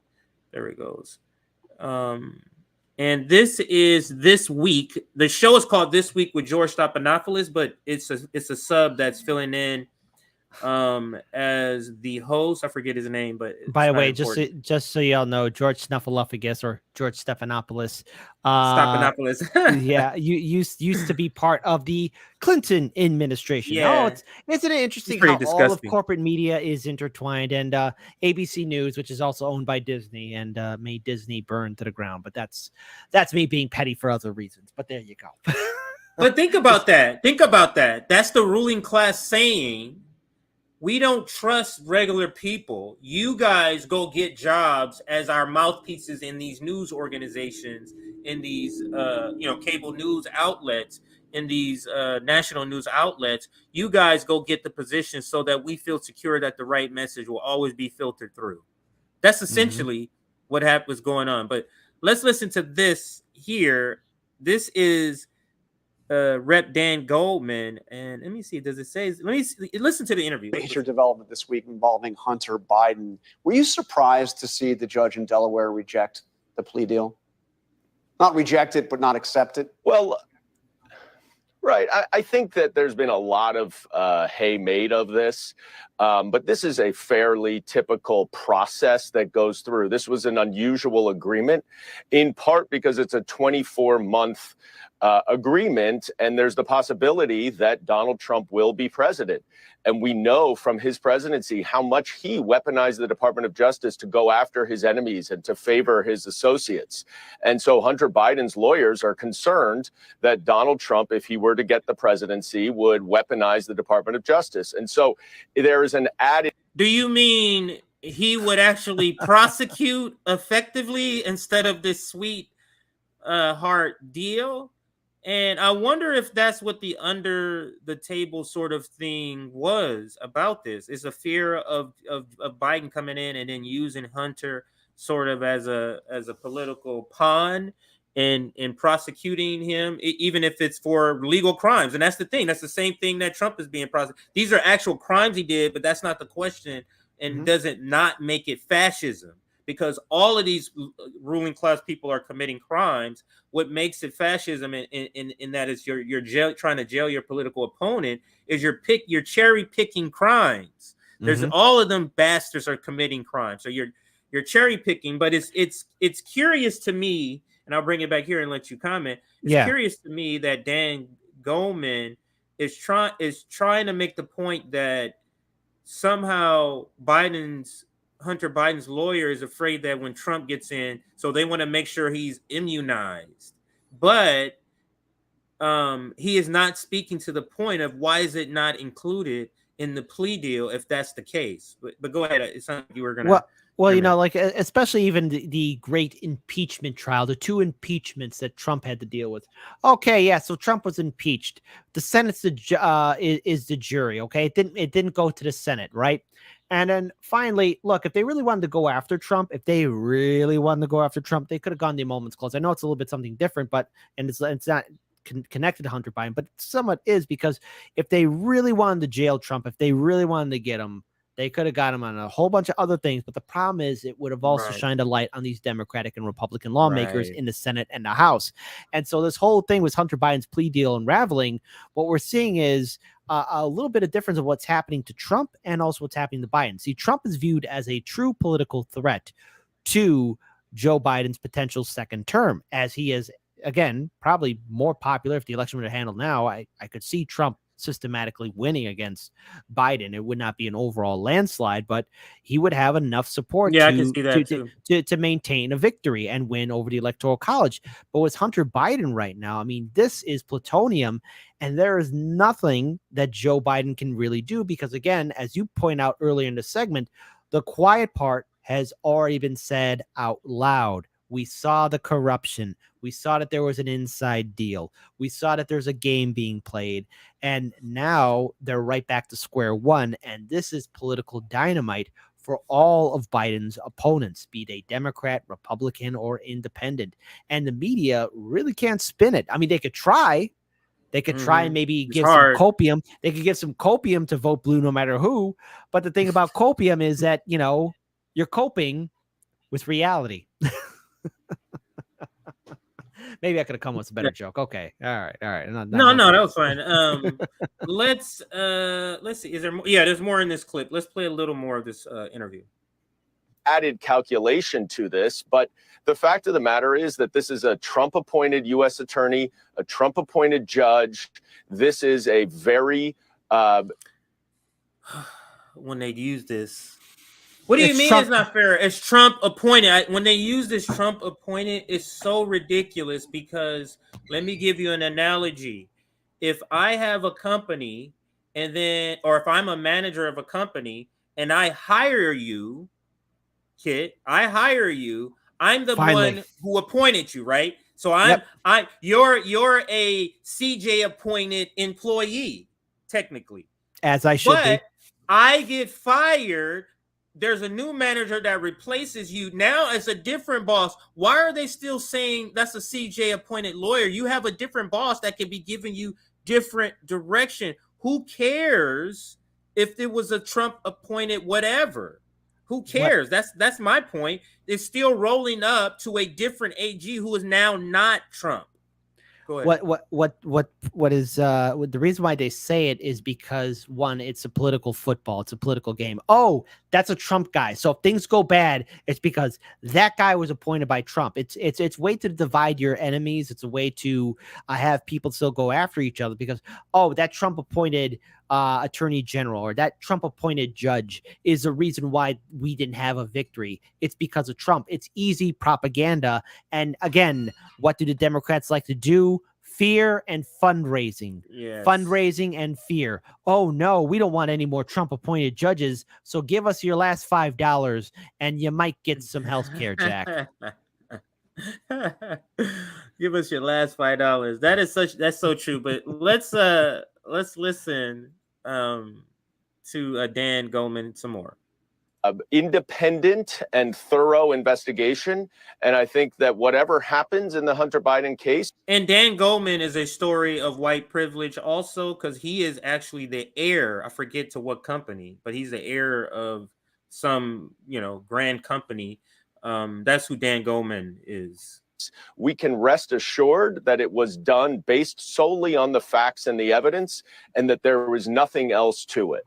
But if and you've kind of touched on why this was in there, but the line in the plea agreement that is most important and most controversial is this one. It says the United States agrees not to criminally prosecute Hunter Biden, outside of the terms of this agreement or any federal crimes encompassed by the attached statement of facts. Now, the attached statement of facts goes into all of his foreign income that he received. That's the center of what Republicans have been talking about, from Russia, from China, from Romania. Was that too broad? I mean, to have basically a blanket immunity from anything related to all of that income? This is a good question. No, because that's what they've been investigating for 5 years. And they ultimately determined they could not charge him. And for whatever reason, we don't know. The House Republicans have no idea what the actual evidence is that David Weiss has. And this was an exhaustive 5-year investigation. And so what Hunter Biden's lawyer wanted was some confirmation that they will not charge him for any crimes related to the investigation that they underwent. That's fairly typical, and oftentimes prosecutors and defense lawyers go back and forth about what degree of immunity. What he's trying to pretend as if these misdemeanor tax charges, pleading guilty to that, this plea deal that would absolve him of these these much larger felony federal offenses is absurd. He's trying to pretend like, oh, this is how it always goes, and he's a damn lie, and it's crazy. But let me tell you who he is. He is the Levi Strauss. You got some Levi's, right? Everybody got some pair or had some at some point. He is the Levi Strauss. Let me show you. He is the heir to. Oops. Just so I can prove that I'm not making this up, let's throw up this headline just to show who he is. This is who Dan Goldman is, Levi Strauss heir. So you know the Levi's, the jean company. He is the heir to that. If you think that has no significance in his position and him being in where he's at, I have some booger sugar to sell you. Good. I could use a pick me up. I need to get focused here, man. Gotta get focused, man. Or act like Hunter on the 4th of July, because I swear to God, I know it's off subject, but the way he was just moving and all twitching around, I've seen that kind of behavior before. Yeah. He was having withdrawal. I mean, again, how is it that white substance powder got in the White House? How did it get there? Oh, Secret Service. We don't know. We concluded we just don't know. Come on, man. I mean, I don't believe it. I don't. Oh, and no one should. It's like, come on, you know who it is. They probably have a video camera of Hunter, like, just goofing around and just dropping it somewhere. I shouldn't implicate Hunter, but I mean, he is suspect number one. Hey, it is what it is. Let's move to the next topic, Kit. And these are shorter topics. We're gonna move away from the Hunter files and do another Hunter files story, which is the ex-businessman. We'll do that one in a little bit later, but let's move to this topic, and that is Bernie Sanders says F you to Oversight. Oh God. And good friend of the show. Yeah, go ahead. What a big disappointment. I regret any kind word I've ever said about Bernie. I really just and the thing is, I got to live with this L, because I thought that his campaign would be ready in 2020. I really had that audacity of hope, and I have to live with the fact that this Bernie Sanders, he knows. And I was like, you were always going to cuck out on us. You were always going to betray us. I never saw somebody who had lightning in the bottle. And even in 2020, a situation tailor-made by the gods or whoever you want to believe in, or just luck, a situation tailor-made to talk about Medicare for all and the social injustice and so much more. And he just farts it away. He just lets it all go. It's going to be a long time before we ever see anyone maybe authentic enough to recreate what Bernie Sanders had. And the fact that he threw it all away should tell the progressive movement why we need to leave the Democratic Party. But I guess you have people like Cenk Uygur or Kyle Kalinske or Majority Reporter Vanguard saying, oh no, we got to reform the Democrats. You can't reform this party. Case in point, it's easy to point at the Clintons, the Obamas, and the Clintons, Obamas, the Bidens. But Clintons, Obamas, Bidens, those are probably the latest ones. The latest ones. But I mean, but even then, with Bernie, he's one of the people that sheepdogs so many people right back into that party and not even question it. That's how sad it is. Pretty sad. And that's what he covers in this episode of System Update. We got 2 clips to play. You were going to say something? Go ahead if you're going to. Well, no, I'm seeing the live stream chat. Hank21 said RFK said Bernie didn't sell out on purpose on the Jimmy Dore show.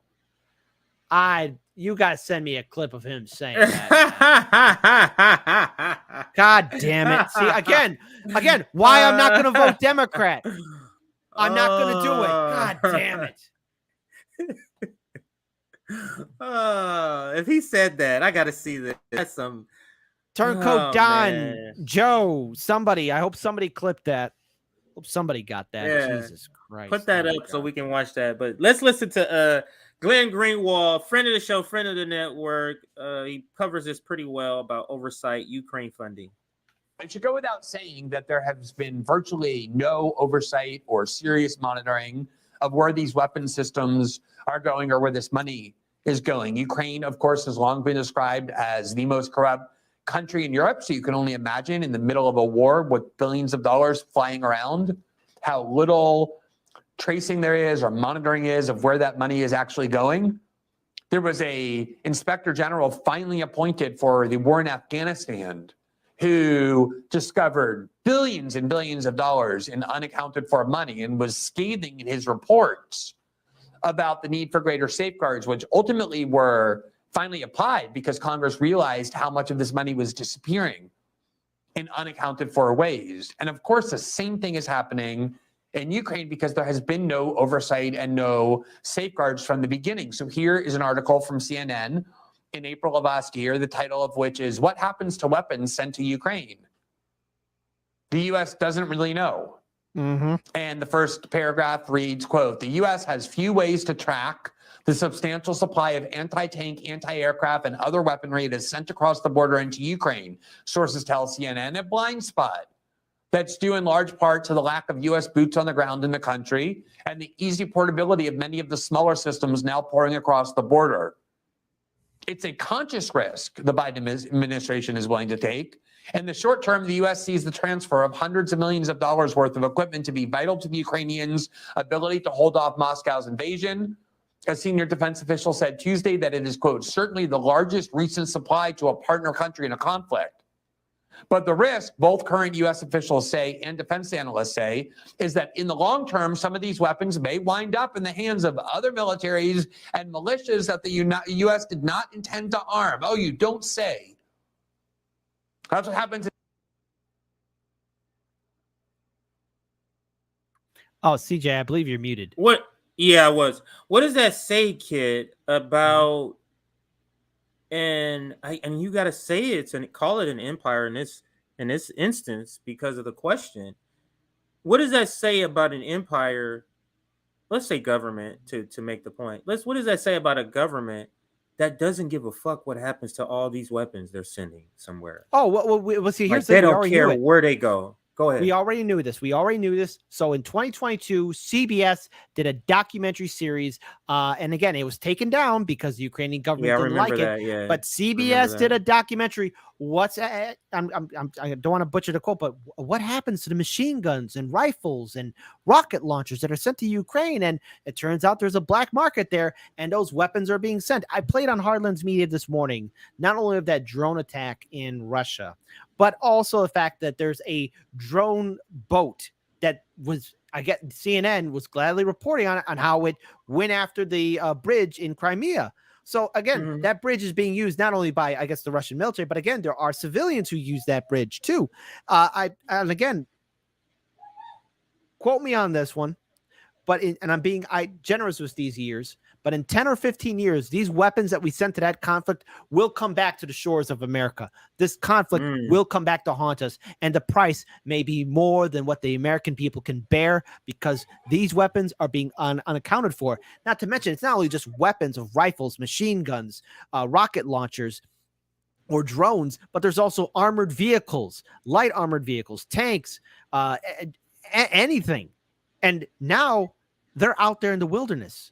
They're out there across for any group, any paramilitary group, any terrorist organization, anybody that wants a weapon, anyone that wants a helicopter or a tank, light armored vehicle, machine gun, etc. They can get in Ukraine, and this will all come back to haunt us. And again, we could thank our also fantastic politicians for contributing to this. If anyone doesn't follow Unusual Whales on Twitter, please do so, because they have a whole list of what are also fantastic politicians, how much money they're making, and who is connected with the military industrial complex. The list won't surprise you, but it will make you depressed. Why would you? Why you say it would make us depressed? I was just about to go to it. Why does it make us depressed? In what sense? Because okay, so let me just say this: the fact that our politicians, who have supposedly put on this facade of caring about the people, the act of caring about the people, it's that they're okay with it. That these sociopaths who we put in positions of power that are supposed to represent us are inherently putting our lives in danger because of their need for greed and finance and power and more and more and more. The fact that they are willing to put these weapons out there in the wider world that will come back and get us. That's what I mean. It's just like, oh my God. And the thing is that there are American voters that are still brainwashed into thinking that these U.S. senators or these U.S. House representatives have their best interests at heart. So when I say we got to wake people up, I mean, it is a serious, arduous task that we have to do, because the only reason why these politicians are in power is because the American people's silent, obedient consent to it and their obedience to vote for it. That's why I'm saying it will depress you. The fact that there are American citizens that don't know that this is happening right in front of them. Yeah, I hope that clarifies it. No, that absolutely does. Let's bring this up. Yeah. All right, so let's continue with the clip and then get to the second clip. This one's almost done. Yeah, this one's almost done. Happens in every war. And I'm sure it is only a matter of time before we hear that we have to go to some new war in some new place, because the weapons we poured into the Ukrainian battlefield ended up in the hands of neo-Nazi militias like the Azov Battalion, who sold it to black markets all over Europe and elsewhere in the Middle East.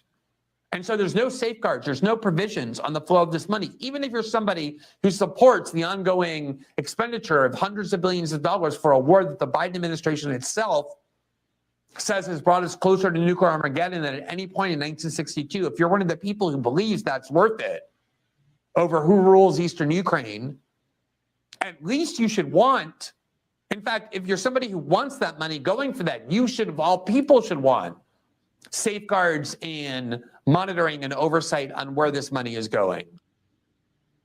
Absolutely. Let's move to the next clip. This is where he lays the groundwork in that first clip about what the oversight is for, and basically now let's talk about Bernie Sanders' part in this. In the second half of this clip, that's when we start talking about Bernie. So let's listen here. So it is exactly what it sounds like, a very narrow amendment that would do nothing other than create an inspector general modeled after the one that saved so much money and detected so much fraud and corruption in the war in Afghanistan. It would genuinely seem impossible that anyone would oppose this. And yet it failed. It did not get implemented. The Senate blocked its enactment. Here you see the roll call vote. There were 51 yes votes and 48 no votes. And because the Democrats invoked the Jim Crow racist filibuster, as they call it, 60 votes were needed for passage. They only got 51 votes, which is a majority of the senators, but that was 9 votes short needed for passage. So the Democrats not only voted no, but they invoked a filibuster to ensure there was no actual vote on this amendment. That's how badly that's the Democrats. They wanted to ensure that there was no oversight on the hundreds of billions of dollars they're going to end up spending in Ukraine. They've already spent $113 billion. So let's take a look at the vote, which I put here on the screen. It was essentially a party line vote with a couple of exceptions. So every Democratic senator voted no against this amendment to create an inspector general, with the exception of 2 Democratic senators who voted yes, one of whom was John Ossoff. Let me get a different pen one you can actually see. There's John Ossoff. He voted yes. And the other Democratic senator who voted yes was John Tester of Montana. That's how the 51 majority vote total was received. Every Republican voted yes in favor of these oversight provisions, with one exception, and that was Senator. It's such a backwards world where we have Republicans are the ones voting for oversight and Democrats are the ones voting against it. This is so crazy. Who would ever think that it then, because if you said that in the year 2000 or 2001 under the Bush-Cheney administration, no one would believe you. I'd be like, no, the Democrats are all about accountability and oversight and justice. And nope, it all just got flipped around. And it's and it is rather funny because we've seen this happen before, but it's just the amount of, I guess, the fact that Vote Blue, no matter who, wants to construct their own reality and thinking that the Democrats are better on this issue. Do you really think it's good that they don't have any oversight? What abuse of power are they allowing to happen? What other dangers are they putting you and the rest of us in? Because they're Democrats. Do you feel all warm and fuzzy when you vote for these jagoff politicians, or when you feel like you see them speak to a crowd that somehow they're saying the greatest speech of our time? I've heard these politicians speak. Okay, I heard one U.S. House representative give a speech and then fart live on air. Okay, these politicians don't care. All right. No. Right, There is a politician who farted live on air who did that happen. So yeah, and that was very recent too, by the way. Let's continue. That's pretty hilarious. Let's continue with the clip. Paul, he was the only Republican who voted no. Now, we reached out to his office to ask why he voted no, but I can almost guarantee what the reason is, knowing Senator Paul and his work and his vote history, which is that on principle, he opposes the creation of a new office, a new inspector general, when he believes the current one that is already in place, that was already spent and created, the one that worked on Afghanistan, can simply be transferred to this work in Ukraine. In fact, in his statement, he essentially says, my bill's better because it doesn't require the creation of a new agency. But on principle, Rand Paul wants the same amount of oversight as every other Senate Republican who voted yes. He just, on principle, didn't want to create a new agency. In addition to the no votes from every single Democratic senator, you also had the ostensible independents, including August King of Maine, who voted no, and Bernie Sanders, who voted no. There you see Sinema's vote. She voted yes as an independent. She was one of the co-sponsors of the bill.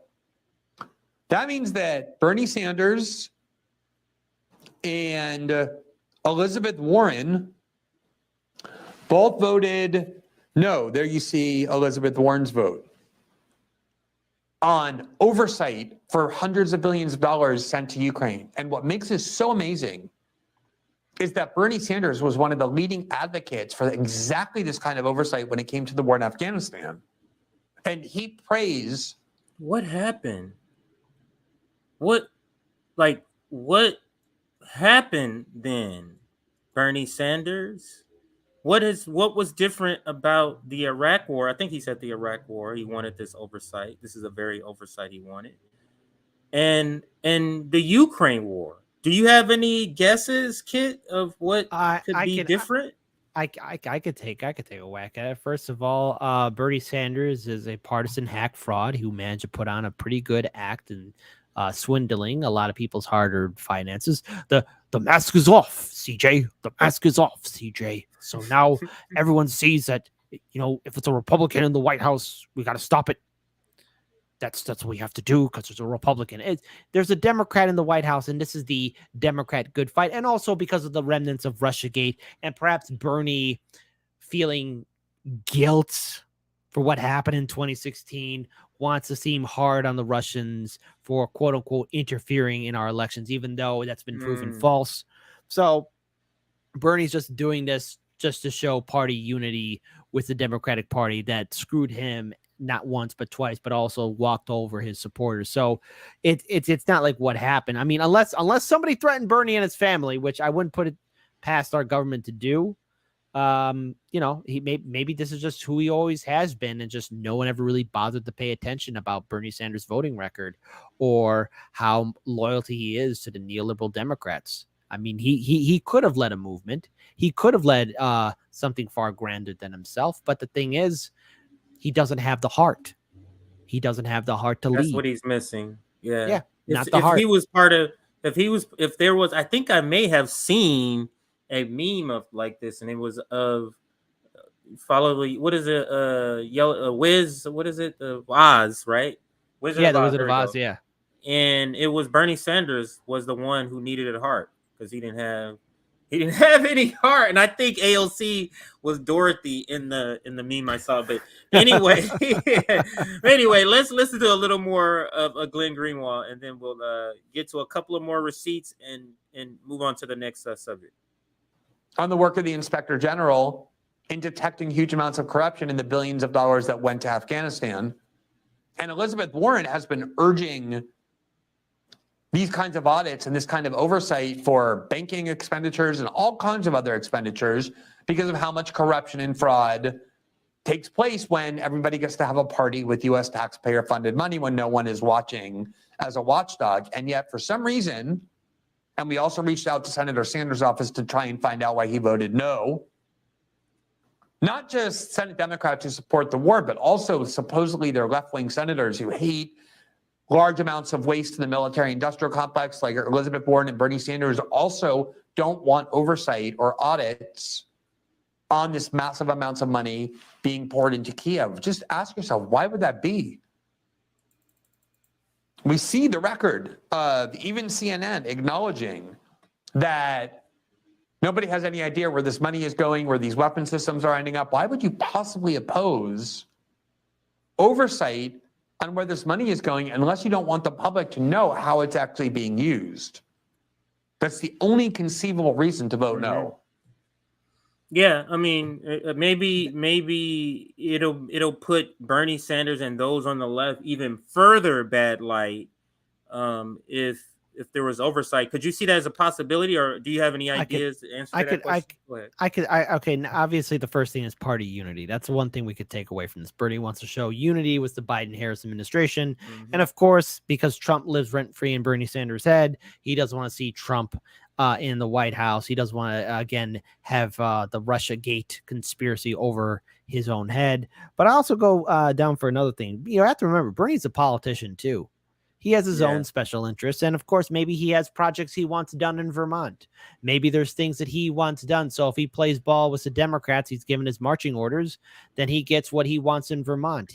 They give him things that he's going to want to do eventually. So that's the one thing I could say. And Bernie will do this because he has his own self-interest at heart. And like any politician, he's flawed. He should not be viewed as the hero that he once was. But the fact that there should be no oversight, he loses all of his credibility and legitimacy to anything that he has ever said during the campaigns of 2016 and 2020, because this is how Bernie Sanders would act. And I have to wonder what a Bernie Sanders presidency would look like, because he would probably get the marching orders from the Democratic establishment and play along, or either that they're threatening him.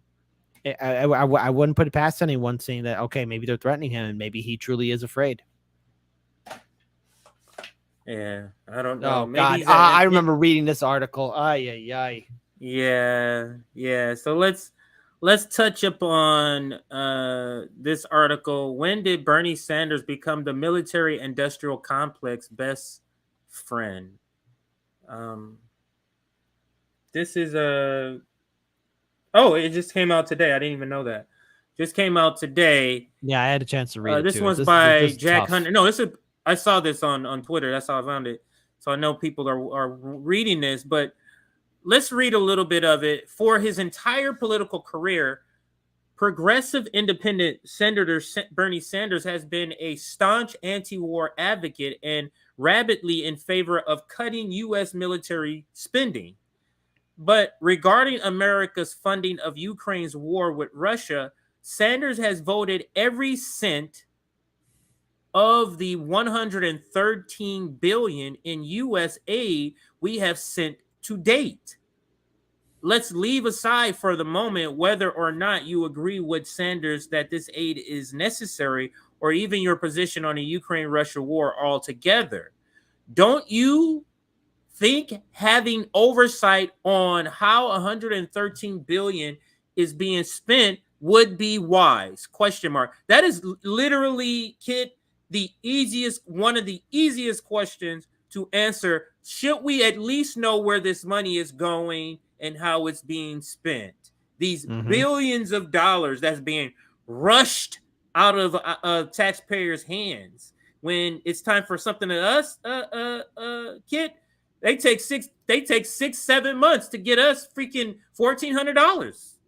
Well, the thing is too, we have to remember why there shouldn't be any oversight, because you have to remember, I can't help but think of that scene from Casino where Joe Pesci's characters talk about the money that's going to the bosses, and eventually Robert De Niro's character mentions eventually the bosses realized that the money bags were getting light, because how many politicians or special interest groups or individuals are also pocketing some of that money too, because that's why there's a lack of oversight, because here's your $2 million, put that in your pocket, all right, there you go, you're satisfied. So that's no accountability. So of course there's people, billions of dollars going to Ukraine. Does all of it go to Ukraine? Yeah, maybe, but you would be lying to yourself and thinking that no one's going to grab some money and have their own fund too. That's knowing how corrupt our entire system is, it wouldn't surprise me if you might find some names of some prominent politicians who have collected a check with more than 6 zeros behind it. Word. Let's continue with this article. Apparently, Senator. Oh, wait, let me read the last couple of sentences. Don't you think having oversight on how $113 billion is being spent would be wise? ? Apparently, Senator Sanders doesn't. Last week, Senator Rand Paul introduced an amendment that would give the already existing Special Inspector General for Afghanistan Reconstruction oversight authority to track America's spending in Ukraine. Paul said this was necessary to find possible and likely waste, fraud, and abuse.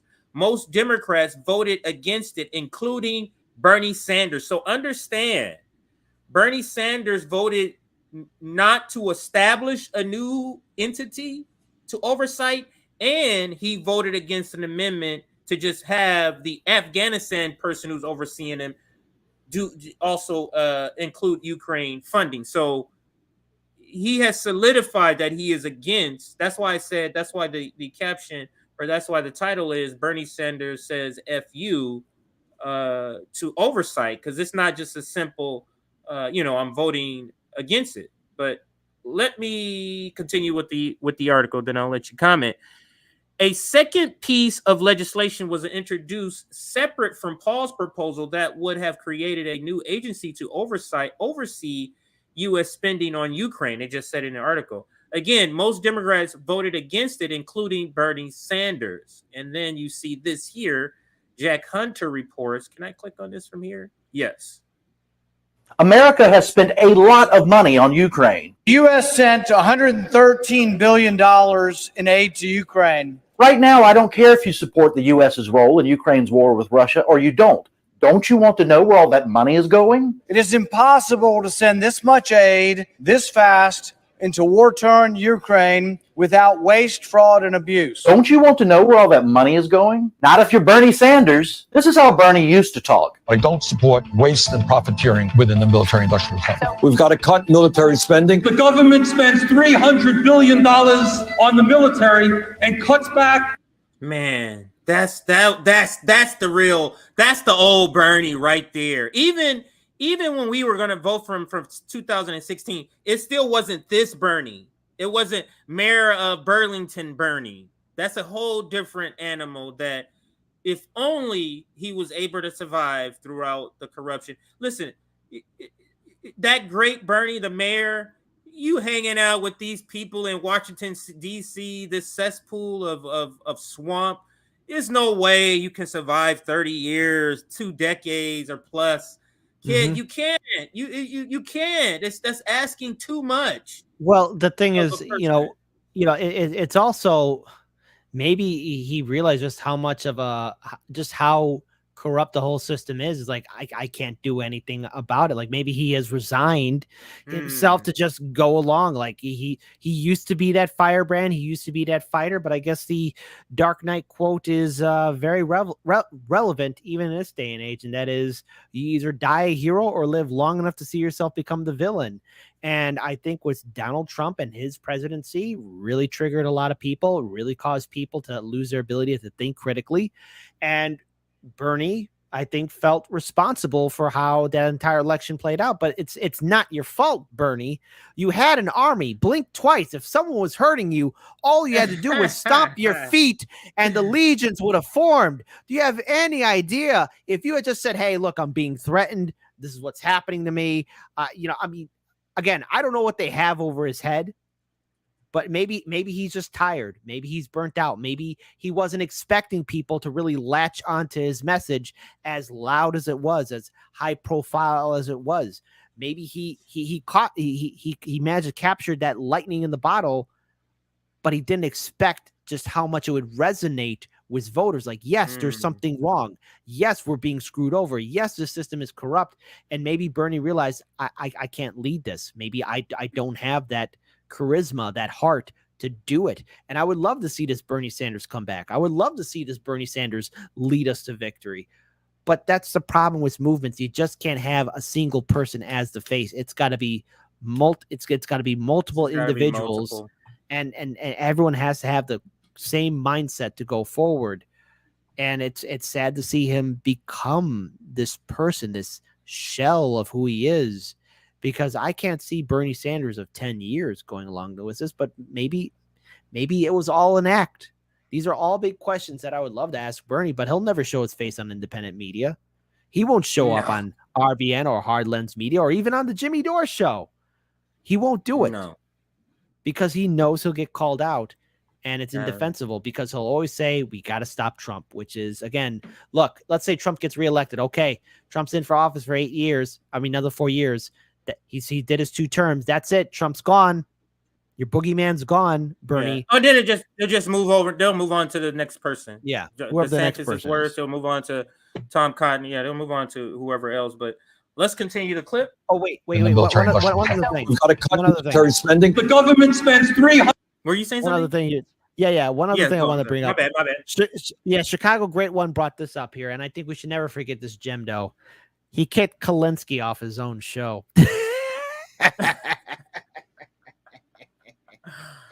That is some straight simp ass shit right there, boy. That is some simp ass shit. I'll come participate in the summit as long as CJ is not on any panels at all, and then we agree to that.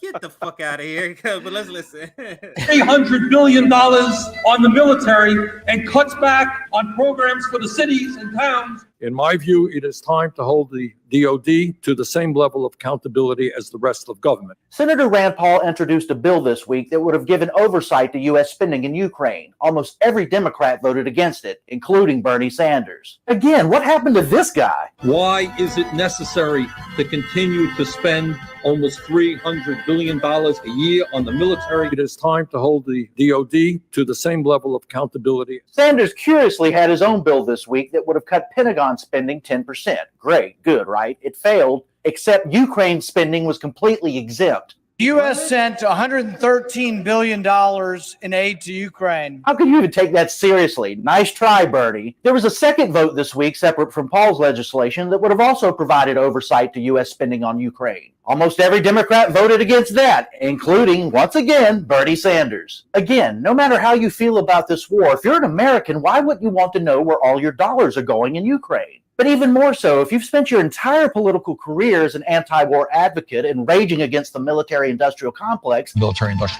as Bernie Sanders has, why wouldn't you want to know where this military spending is going? We've got to cut military spending. The old Bernie used to bash the military-industrial complex. Today's Bernie, apparently, is too busy writing blank checks to defense contractors to even care.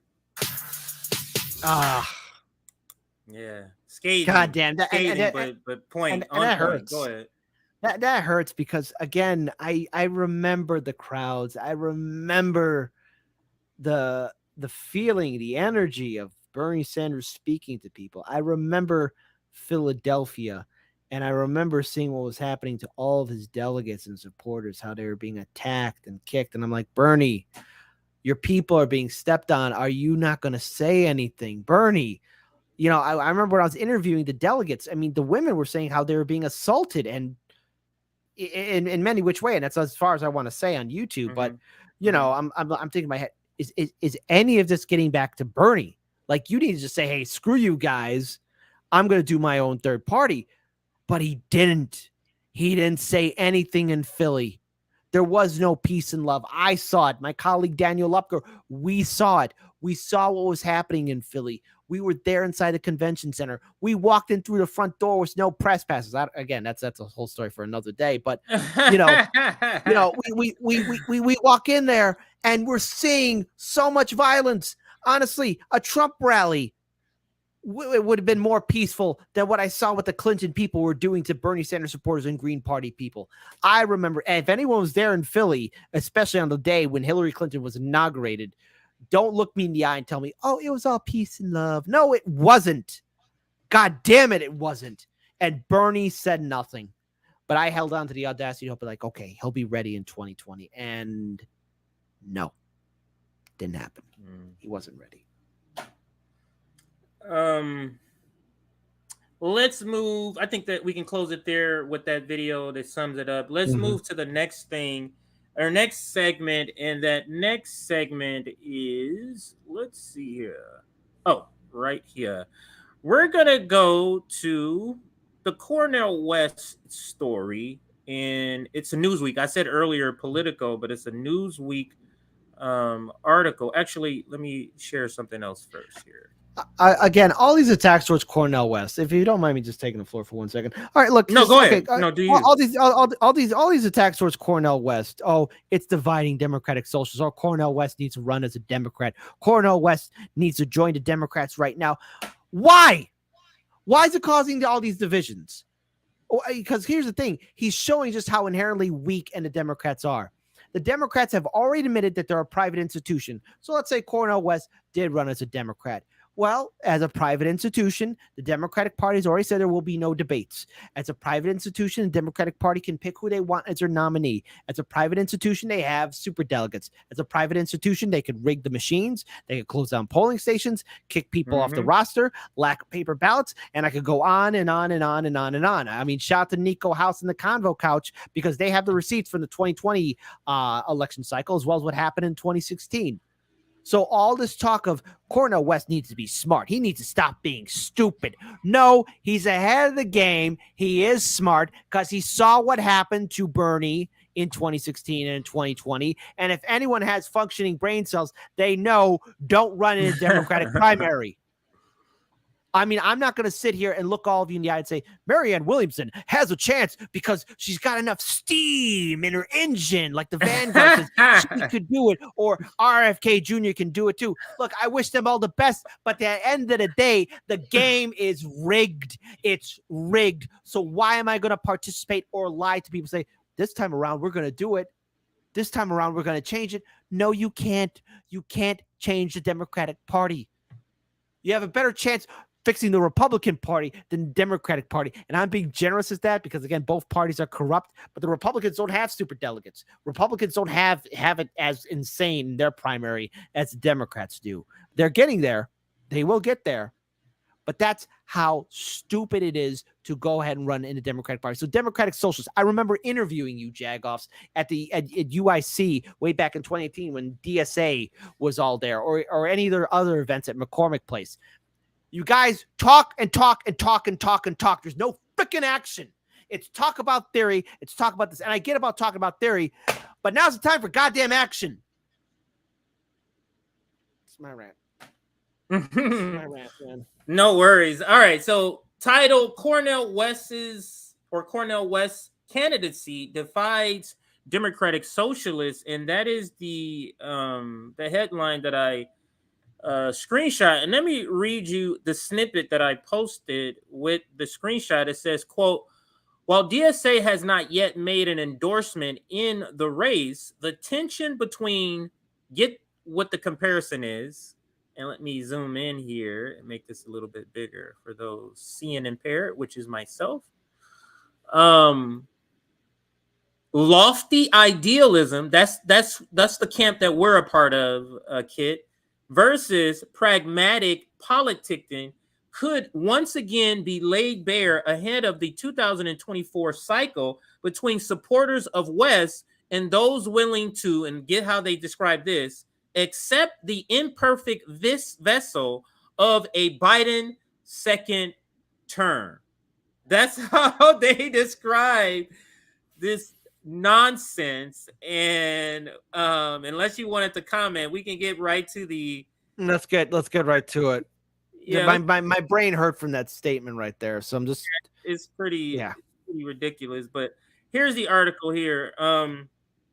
It's written by Nick Rentals, and let's begin the article. Presidential candidate. Let me close this video. Presidential candidate Cornel West and the Democratic Socialists of America, the leftist organization likely most responsible for the Democratic Party's lurch to the left over the past decade, has a long history of one another. So that sentence right there already tells me the point of view of Newsweek. If I didn't know who Newsweek was, which is a conservative sort of outlet, that tells me. What are they talking about? The Democratic Socialists are responsible for the Democratic Party lurch to the left. What lurch to the left are they talking about? The increase in funding to ICE, to the police state, the march towards nuclear war with Russia, China. Take your pick. Is that a march left, or is that walking the plank? That's more like walking the plank. You know what I compare that to? During the 2022 midterm election cycle, there was a Republican governor. I already forgot his name, but he had the audacity to call J.B. Pritzker a communist and a socialist and a Marxist. And for those who don't know, the Pritzkers are a very rich and wealthy family. This is what a lot of conservatives want to hold on to. Oh, they're moving left, or they're socialists, or communists. Like, open up at the source and find other different words, okay? And this whole idea of DSA moving the Democratic Party to the left, guys, I understand maybe you have to do a quota for your article, conservatives or Republican writers or anything else like that, but no, DSA is not pushing the Democratic Party to the left. They're not doing that. They're not doing what you're saying that they're doing, and I just wish people would stop saying that, because DSA is all in bed with the Democratic Party and its corporatist neoliberal message. Absolutely. All right, so let's continue with the article. An honorary chair of DSA, West, an honorary chair of DSA, West was an enthusiastic supporter of DSA-backed presidential candidate Bernie Sanders in 2016 election, and since has remained a pious adherent to the platform he ran on. After declaring his intent to run for president on the People's Party ticket earlier this year, some mused he should have mounted a run within the Democratic Party as an affiliate of DSA.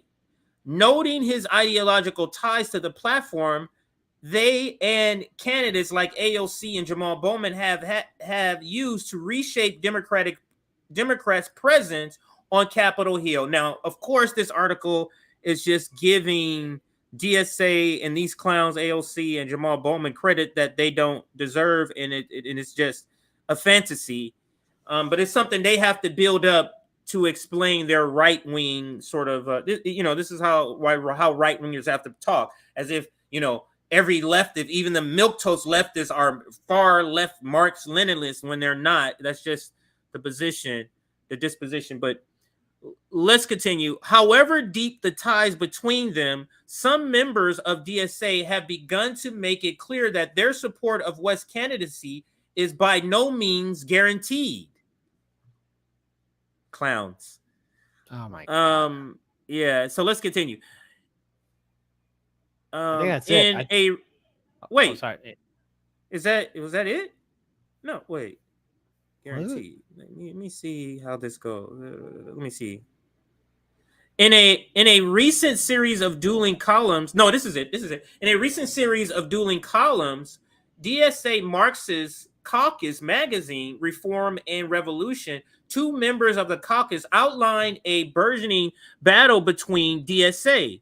Should the DSA support West, the candidate most aligned with their values, some believe, could play spoiler in 2024, or back the more pragmatic choice in the incumbent president, Joe Biden, a relative. You see how they calling him?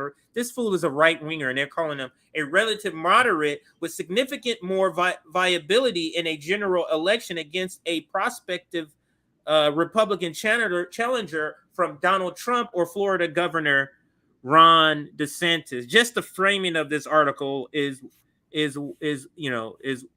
way off, because they're saying, I mean, you can tell in their description. Look at their description of when they talk about West right here. the candidate most aligned with their values, some believe could play spoiler. Why would they put that in there as his description? But listen to Joe Biden's description here. A relative moderate and significantly more viable in a general election against. Why are they saying all this stuff as a description? These are descriptions they're inserting in order to sway their reader. But I digress. I can't see you. Were you about to chime in? Well, again, one thing that annoys me is, again, this whole thing of spoiler. Look, a vote for Dr. Cornel West as the Green Party is a vote for the Green Party. A vote for the Libertarian is a vote for Libertarian. A vote for Republicans, vote for Republican. A vote for Democrats, vote for Democrat. Dr. Cornel West, or whoever the Libertarian Party candidate, whoever they will be, an independent, they are not a spoiler. Okay, a spoiler would be one of them who took the Electoral College vote or took a key Electoral College votes. Okay, so this whole idea of him running and being a spoiler, well, you know what? It's not my fault that the Democrats are losing their voting base. It's not my fault that people are no longer inspired by the Democrats. And all what they got to do is hurl words and insults saying, "Oh, you're a spoiler, you're a spoiler, you're a spoiler." What does that matter? Why should I care that you're calling me a spoiler when I know for a fact that your party doesn't represent my values? So I will go to a party or a candidate that will represent my values. And this whole idea of this person is going to disrupt it for our candidate. Well, maybe you shouldn't have such a weak candidate in the first place.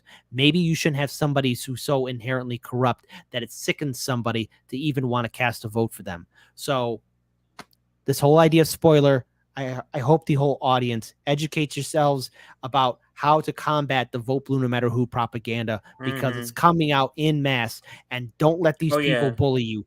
Don't let them browbeat you. You push right the hell goddamn back. And you know what? Live rent free. Here's what I'm going to do to live rent free in these vote blue no matter people's heads. I'm actually going to take a picture of myself, selfie, and say, voted for Dr. West. I'm rent free in your head. There. That's what I'm going to do. Because you know what? At this point, I want to be their bad guy. I want to live rent free in those people's heads, because why should I respect them if they're not going to respect me? Perfect point. I can't argue with that. And let's continue with the article. And okay, here's the tab.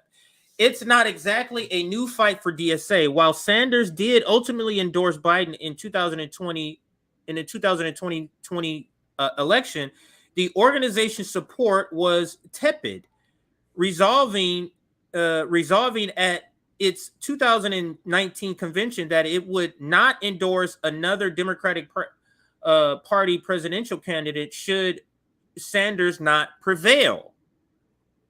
Though DSA tweeted it would hold firm to that pledge after Sanders dropped out of the race the following March, by that October, DSA leadership had begun circulating a pledge to campaign for Biden in the closing weeks of the election, declaring a Trump loss would be unequivocally better for the working class and for our movement than a Trump re-election.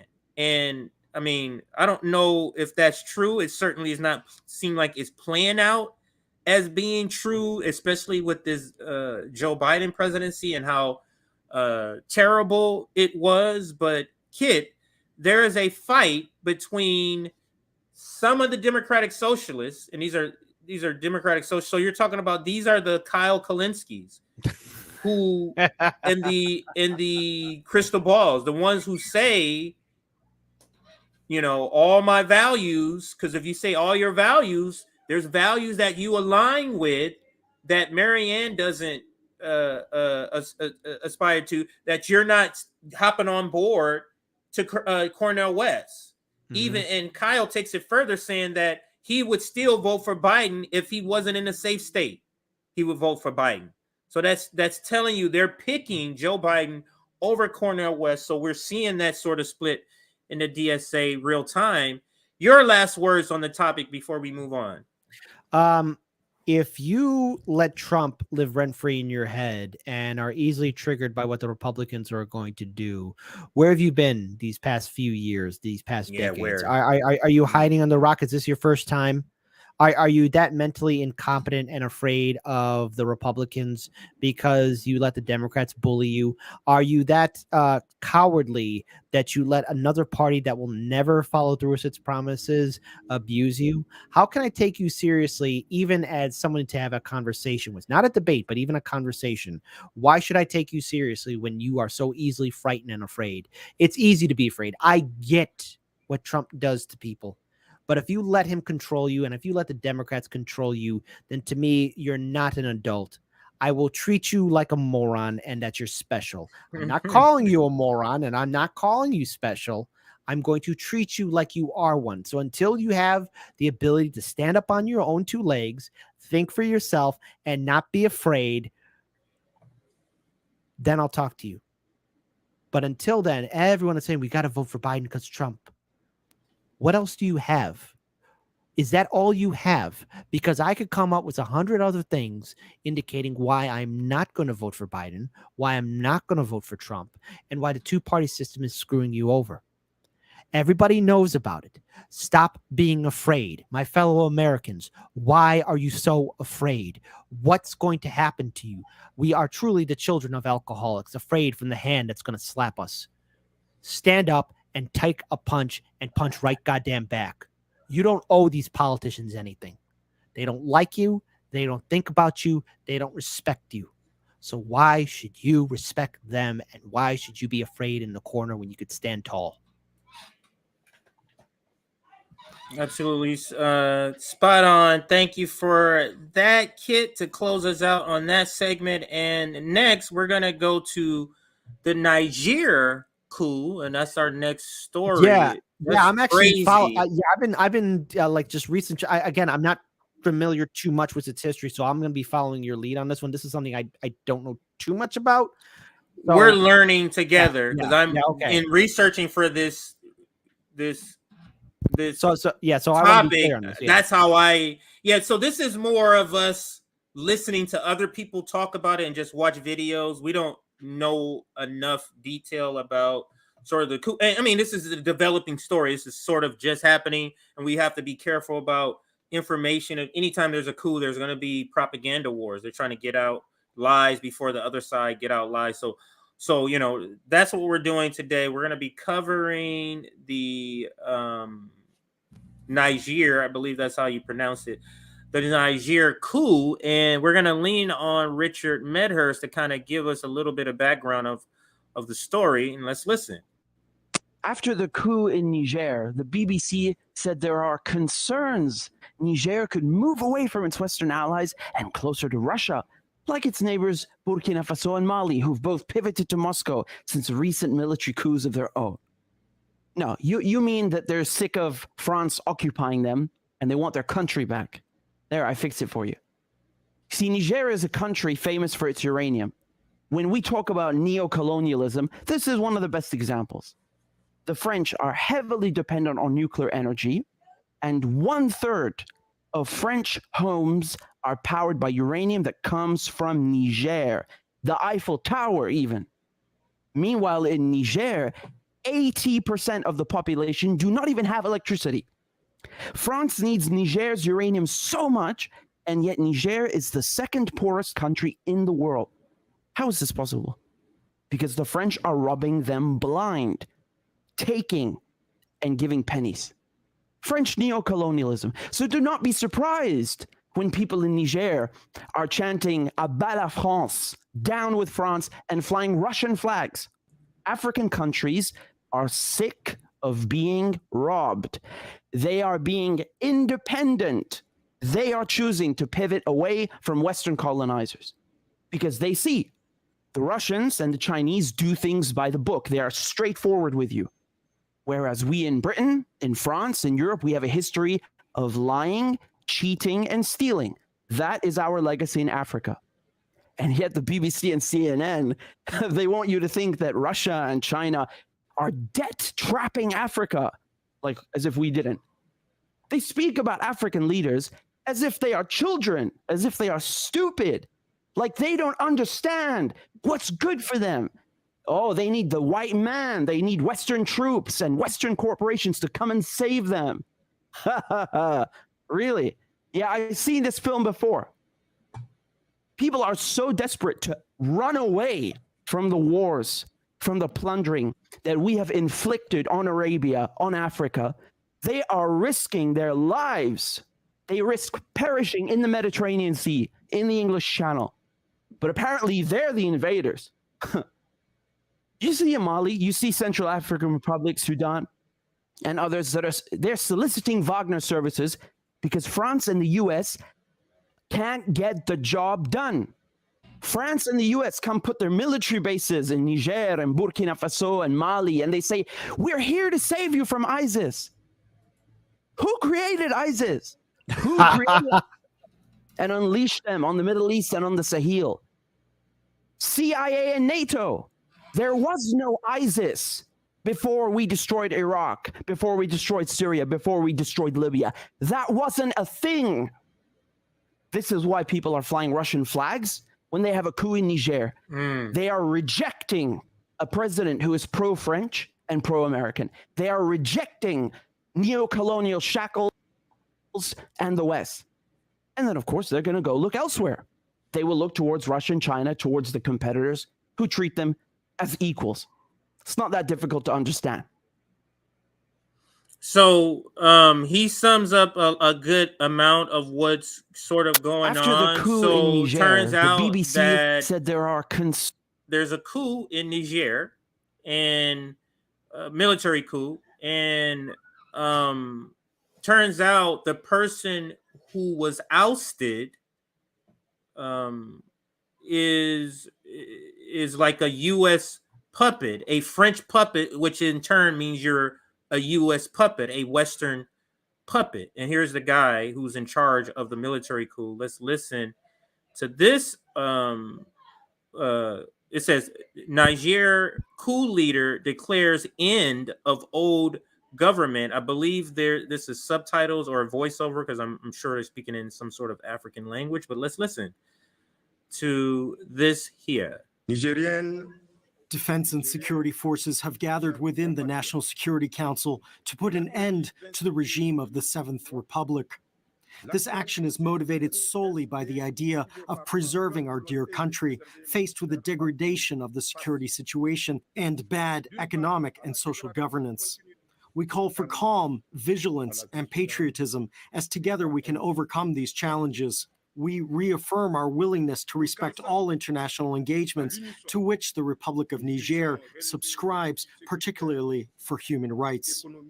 The one who already took over the power is the one who did the coup d'etat and the chief of presidential palace. He's the one, the General Omar Chaini Abdurrahim. The military maintaining the situation very well. Even the army pledged the allegiance to them. There haven't been something mostly still indicated that the violence against these and others. And what we saw it is like they already went to the Bazoum party's house, that then they did some, they burned some cars and so on. This is, and then later the police and other came and then they controlled the situations. And there is not much violence has been stated or declared in Niger. The demonstrators are in support of the military. And yesterday there are many demonstrators. So I know it's kind of hard to understand, but he's basically saying the demonstrators, it's not that much violence as it was before. The demonstrators support this coup.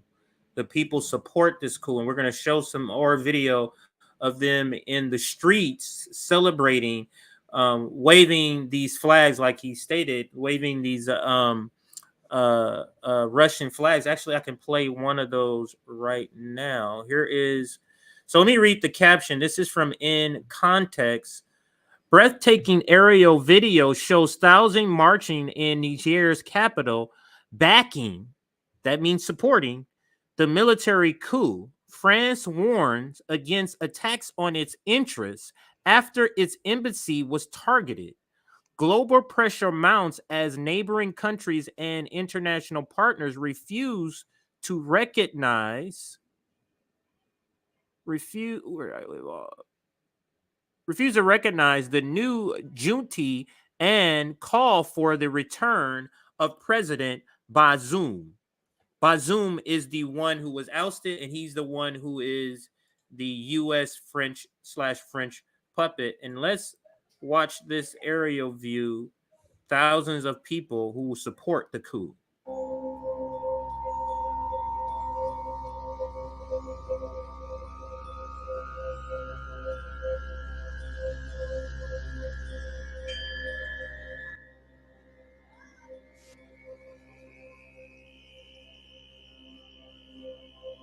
Wow. You start to go, I mean, is there another word we can use? Like, is this a coup, or this is a military that is executing the will of the people? Because it seems like the people want this.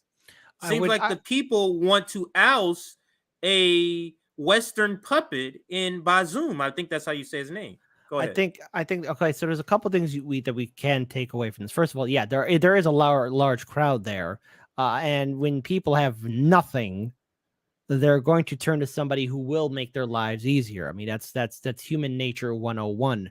The one thing too is we have to see what the overall feeling is amongst the populace, and if this is the entire national support of the people of Niger, then they have to do. Then the people are going to do something and go ahead and support this coup. If their lives are truly living as the second poorest country in the world, when you have nothing, you will go to somebody who will make your life easier, or who will try and make things better for you than what the current leadership did. And these coups all happen for a reason.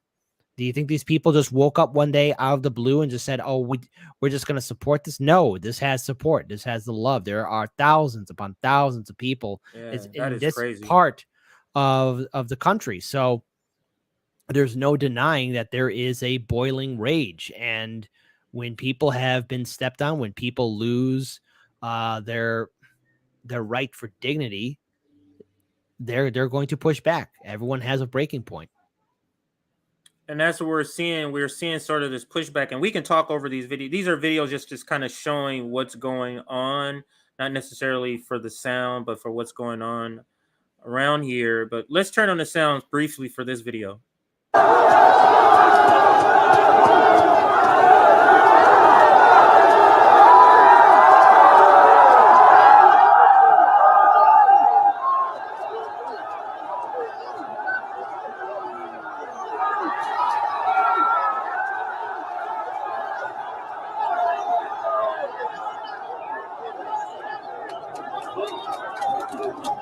Man, makes you wonder what would happen if the left had this sort of passion and fire and willing to get out there what would we do? We would accomplish a lot. But go ahead, sir.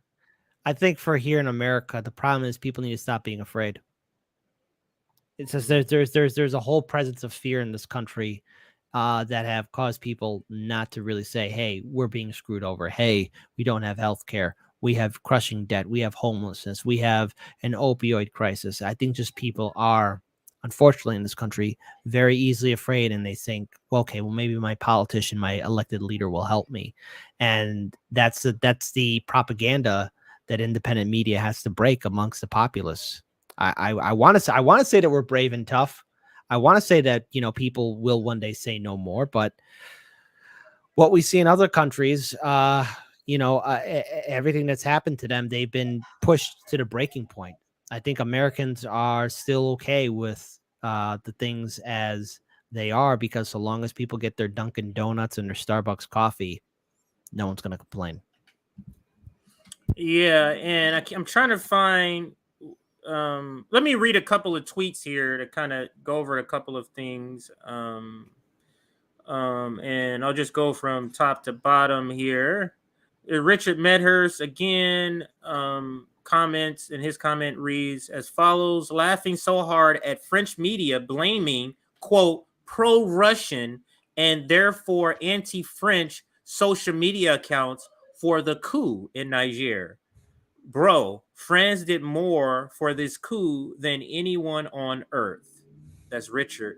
Here's another one. France losing Niger, and it is the end of France imperialism in Africa. NATO losing against Russia and Ukraine, and it will be the end of NATO. The West is at a new paradigm, accept loss of hegemony or go into suicidal mutual destruction with the global South. That is a lot wrapped into that there. And this is just kind of a map showing you where Niger is, so you can see in relation to some of the countries next to it. And then we saw that one. Then here, if the pro-Russian coup in Niger is a success, it is serious for Europe. 1/3 of uranium used by France comes from Niger. Perhaps the new junta, and I think that's what they call like the president or the leader, asked France to cut out and asked Russia to come in. So they said Russia to get out. I'm saying France to get out and ask for them to come in. So let's end this segment on. I do have a brief couple paragraphs to read in an article here, and then we can end this segment. Very informative. Like I said, I was learning as I'm reading this because I don't. Oops, I meant to hit reject all. But here's the article. This is from the Social Worker. That's the name. I'm sorry, Socialist Worker. I say social worker. Socialist Worker. The headline reads, Niger coup ousts pro-Western president. But none of the great powers or the feuding military groups in West African countries are interested in ordinary people. So let's read. This was written yesterday, and it says, a coup in Niger in West Africa is a huge blow to imperialism.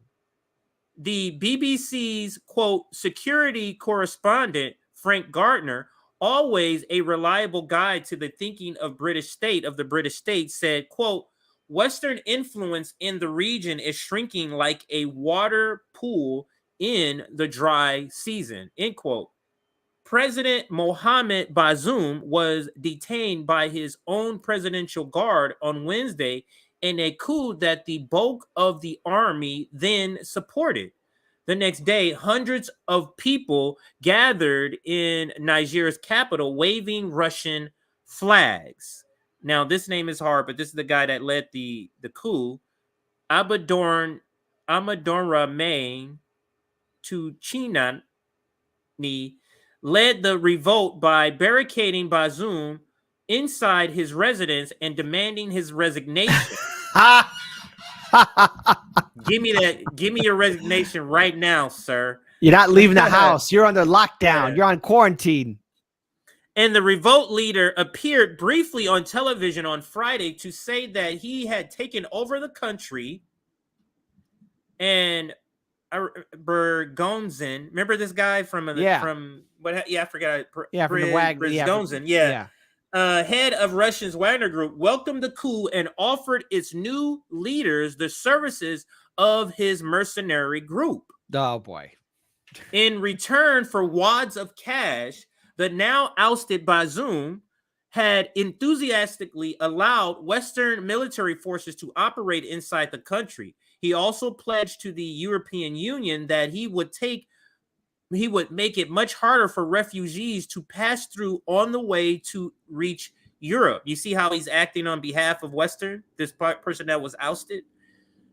The British government that backs dictatorships across Africa and the world said this week that it wants to see an end to the, quote, unacceptable events to ensure the full and swift restoration of Niger's democratically elected institutions, end quote.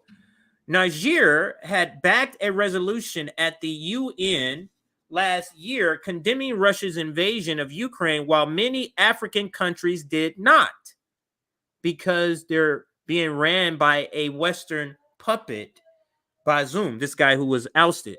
France has a large base in Niamey, and Germany has trained Niger's soldiers. The U.S. has 2 drone bases, one near the desert city and 1,100 soldiers in the country. So the U.S. is out there, and I'm going to end it with this right here.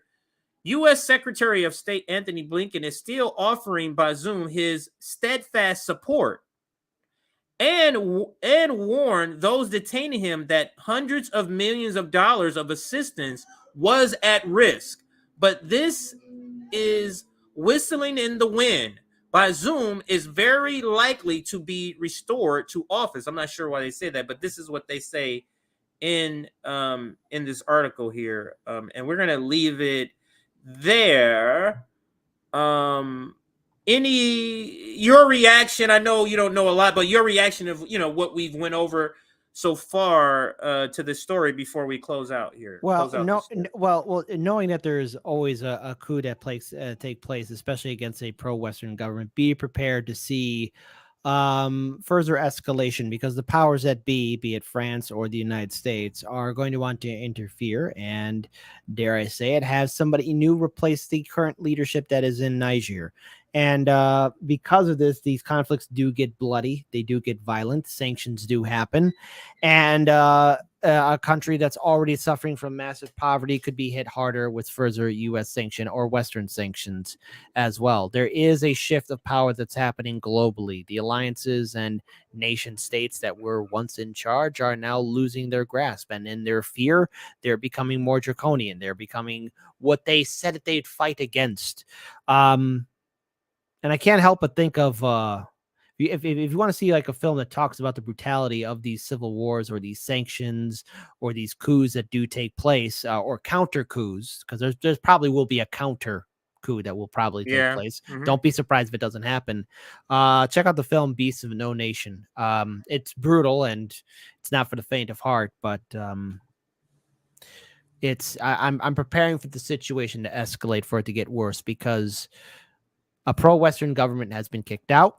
The people are upset. The people are living in poverty. But knowing the business interests and the political interests that are there, there's going to be something else to counter it. And I only hope that there is a peaceful resolution and that the people do rebuild their nation. But I'm preparing myself for a conflict in Niger, a civil war of sorts to take place, because that's what usually does happen. Yeah, there's no way, especially when the people who have been ousted are Westerners and they have lots and lots of money to finance the counter sort of offensive that's going to be coming. Not, I said counter offensive, but this a counter coup, I guess, is a better way of saying it. Now, we did have another story, but I'm thinking maybe just pushing that story. That's the Sam Bankman-Fried story. Oh yeah, here. I got a tweet for you because I actually shared this on my show. This is something that you let's see that. If you want to share it, this is from Unusual Whales on Twitter, and I encourage everyone to follow them. But there's a whole list of Democratic and Republican institutions, predominantly Democrat. So by looking at this list, it comes as no surprise why little Sammy is free, because he paid the right people off nationwide. And it's a whole big old list. Here it goes right here. And let's let me bring it down a little bit. So this is from Unusual Whales. And so for those that didn't know, Sam Bankman-Fried, I think that's how you said, he was a number 2 donor to the Democratic Party. Now, he donates to the GOP too, but he was a number 2 donor to the Democratic Party behind Soros, the number 2 donor. And Democrats run the Justice Department, AG, and all that stuff. They run that. So Democrats drop campaign finance charges. Now, he has other charges. They dropped the campaign finance charges. The money that he donated to him, possibly because they don't want to give the money back. And maybe let's now go over this list that you're talking about, because possibly this is why they dropped the charges, because they don't want to have to give that money back or be exposed or be called out or, take your pick. But campaign finance charges on Sam Bankman-Fried have been dropped. This is unusual. He gave millions to politicians, and there wasn't a list of which politician and groups have gave money to until now. And this is the list. Look at this.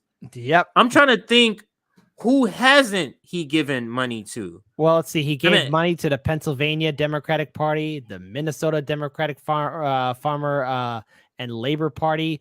Yes, the Illinois Democratic Party, the New Jersey Democratic State Committee. I'm just randomly just reading off names here. Let's see. He's also, Serving Our Country PAC. Oh, how wonderful. Blue Nevada PAC. Heartland Values. That's the Republican one. Oh, great. Heartland Values. Here goes California Democratic Party, State Democratic Executive Committee of Alabama. You can continue. Go ahead, sir. Oh, say That's no. Crazy. Say it ain't so, Nebraska. The Nebraska Democratic Party, the Democratic Party of Wisconsin. Biden for president. Oh, what a surprise. West Virginia Democratic Executive Committee. Look at this one. Gillibrand. You know Gillibrand?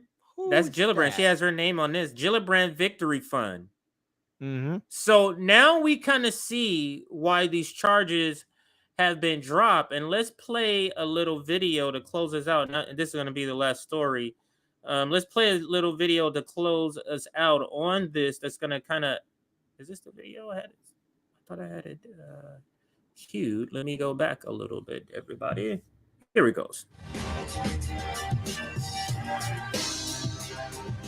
Federal prosecutors have dropped the charge against ex-FTX CEO Sam Bankman-Fried that he violated campaign finance rules, according to the New York Times. Bankman-Fried was charged with fraud and campaign violations in December after his crypto company caved in. The prosecutor's filing said, quote, "In keeping with its treaty obligations to the Bahamas, the government does not intend to proceed to trial on the campaign contributions count." According to authorities, Bankman-Fried and other FTX employees used customers' deposits to make $90 million in campaign contributions to approximately 300 political candidates or PACs. Journalist Glenn Greenwald tweeted, "Congrats to Sam Bankman-Fried, the Democratic Party's second largest donor behind George Soros, on having his campaign finance fraud charges dropped by the Biden DOJ. Their hilarious claim is that they just couldn't proceed because the big, powerful Bahamas wouldn't let them." Crazy shit. Yo. Yeah, Bankman-Fried is not this kind of guy. They really take us as idiots. They just have less than hold respect for our intelligence. Hold on, CJ. First of all, do you have any idea how powerful the Bahamas are as a nation state against us? Man, those people in the Bahamas do not screw around. I will never underestimate the global superpower of the nation of the Bahamas. Man, it is absurd.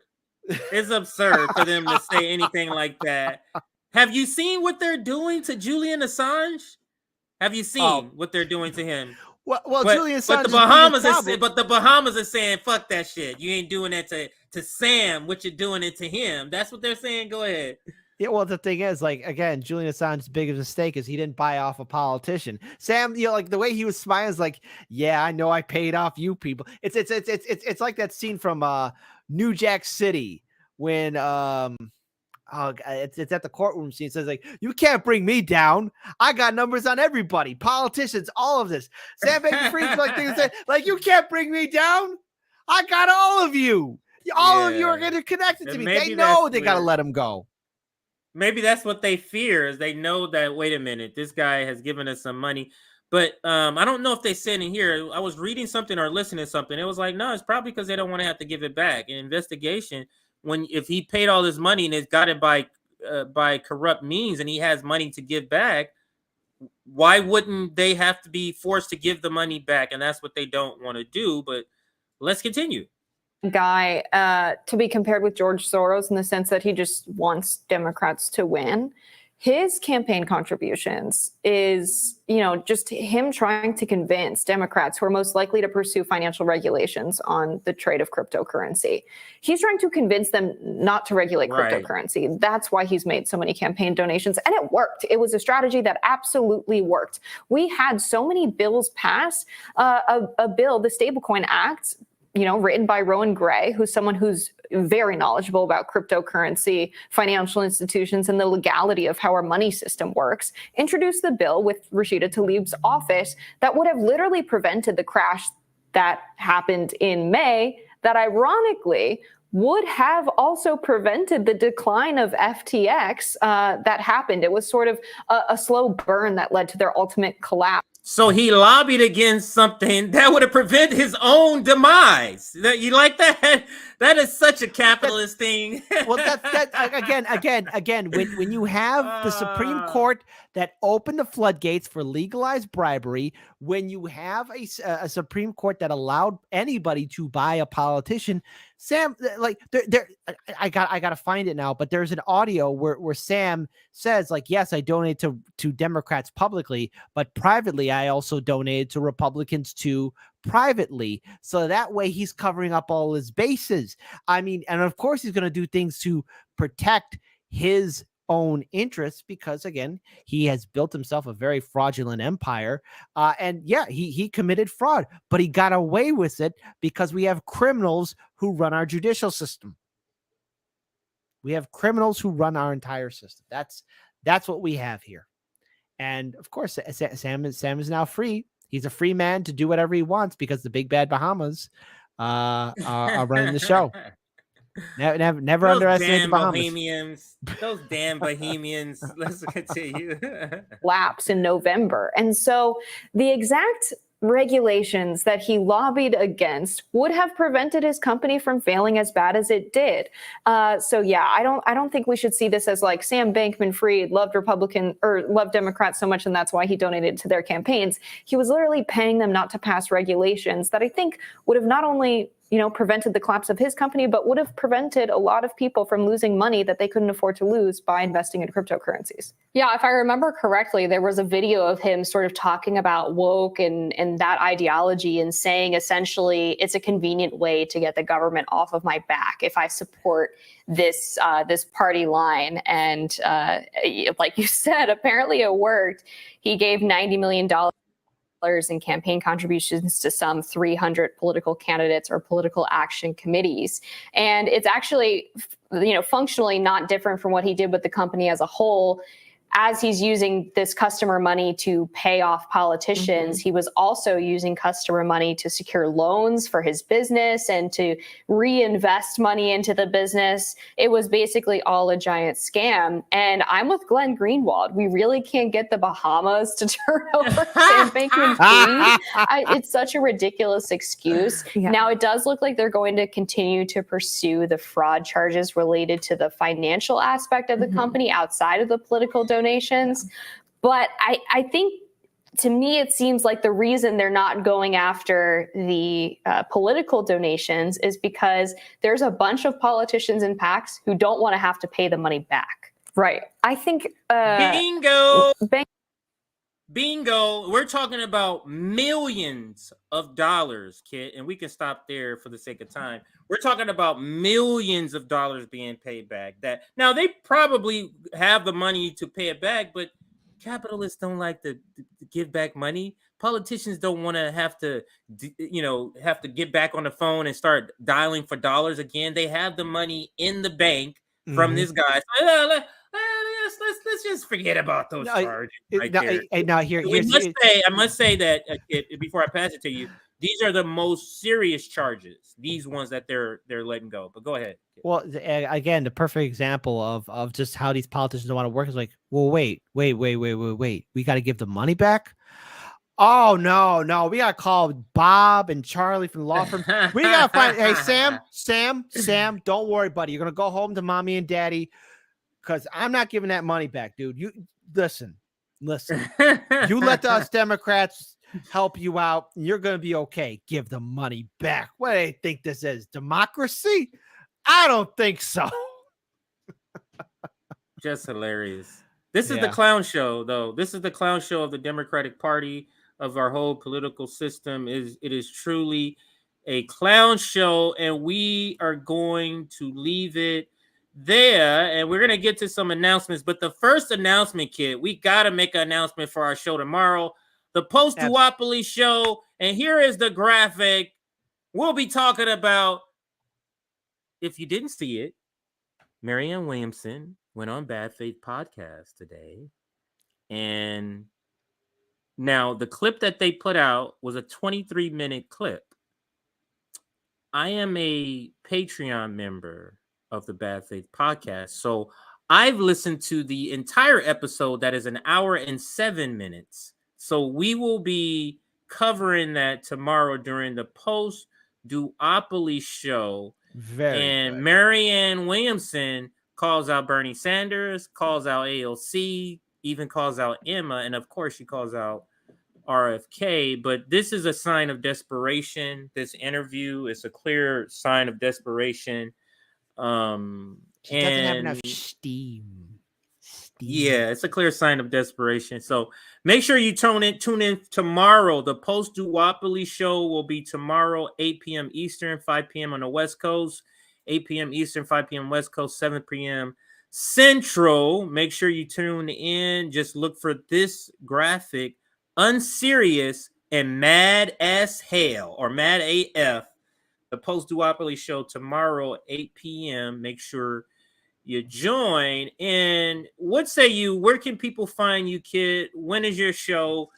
Let people know when your show every morning. And do you know topics for tomorrow yet? If you do, let people know what you got. I always keep things a little bit quiet because you never know what stories are breaking in the morning. That's why I love doing the morning show. But it's a way for me to really stay energized. So like, okay, what's happening? Because then I'm like consuming a lot. But usually I do a lot of my prep work like later tonight, of course. So it's always important to do the show. And I have a thing called the Morning Dump, which is just some hilarious videos to brighten people's morning as they're heading to work. But start your morning right and righteously angry with Hard Lens Media every Monday through Friday at 9 a.m. Central on YouTube, Rockfin, Rumble, and Kick.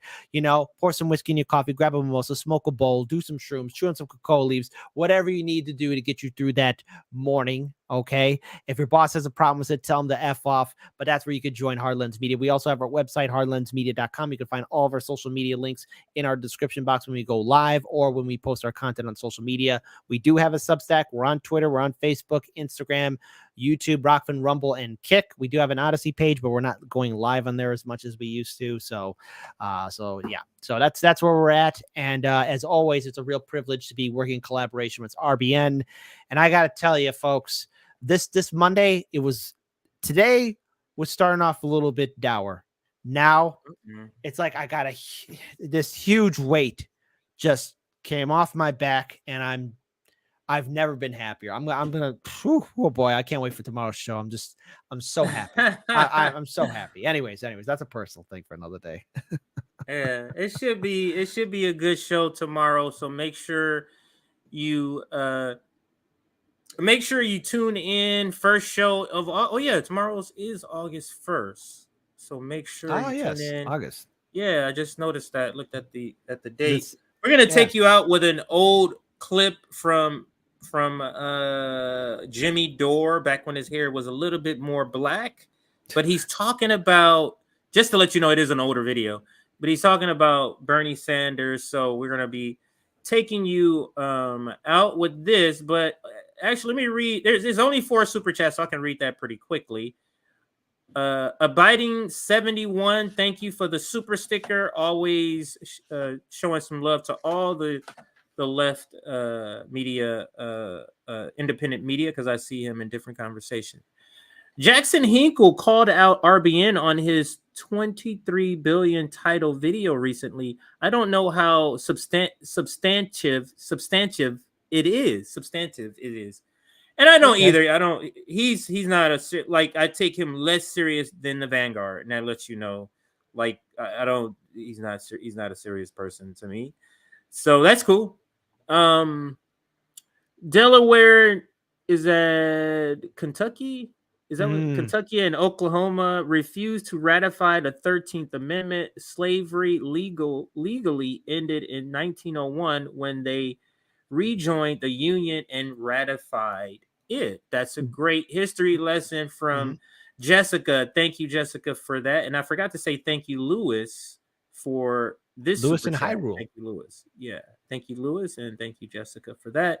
Then we have Lewis again. I love seeing Kit on the show. You guys are awesome. Only together we can bring Marxism to fruition.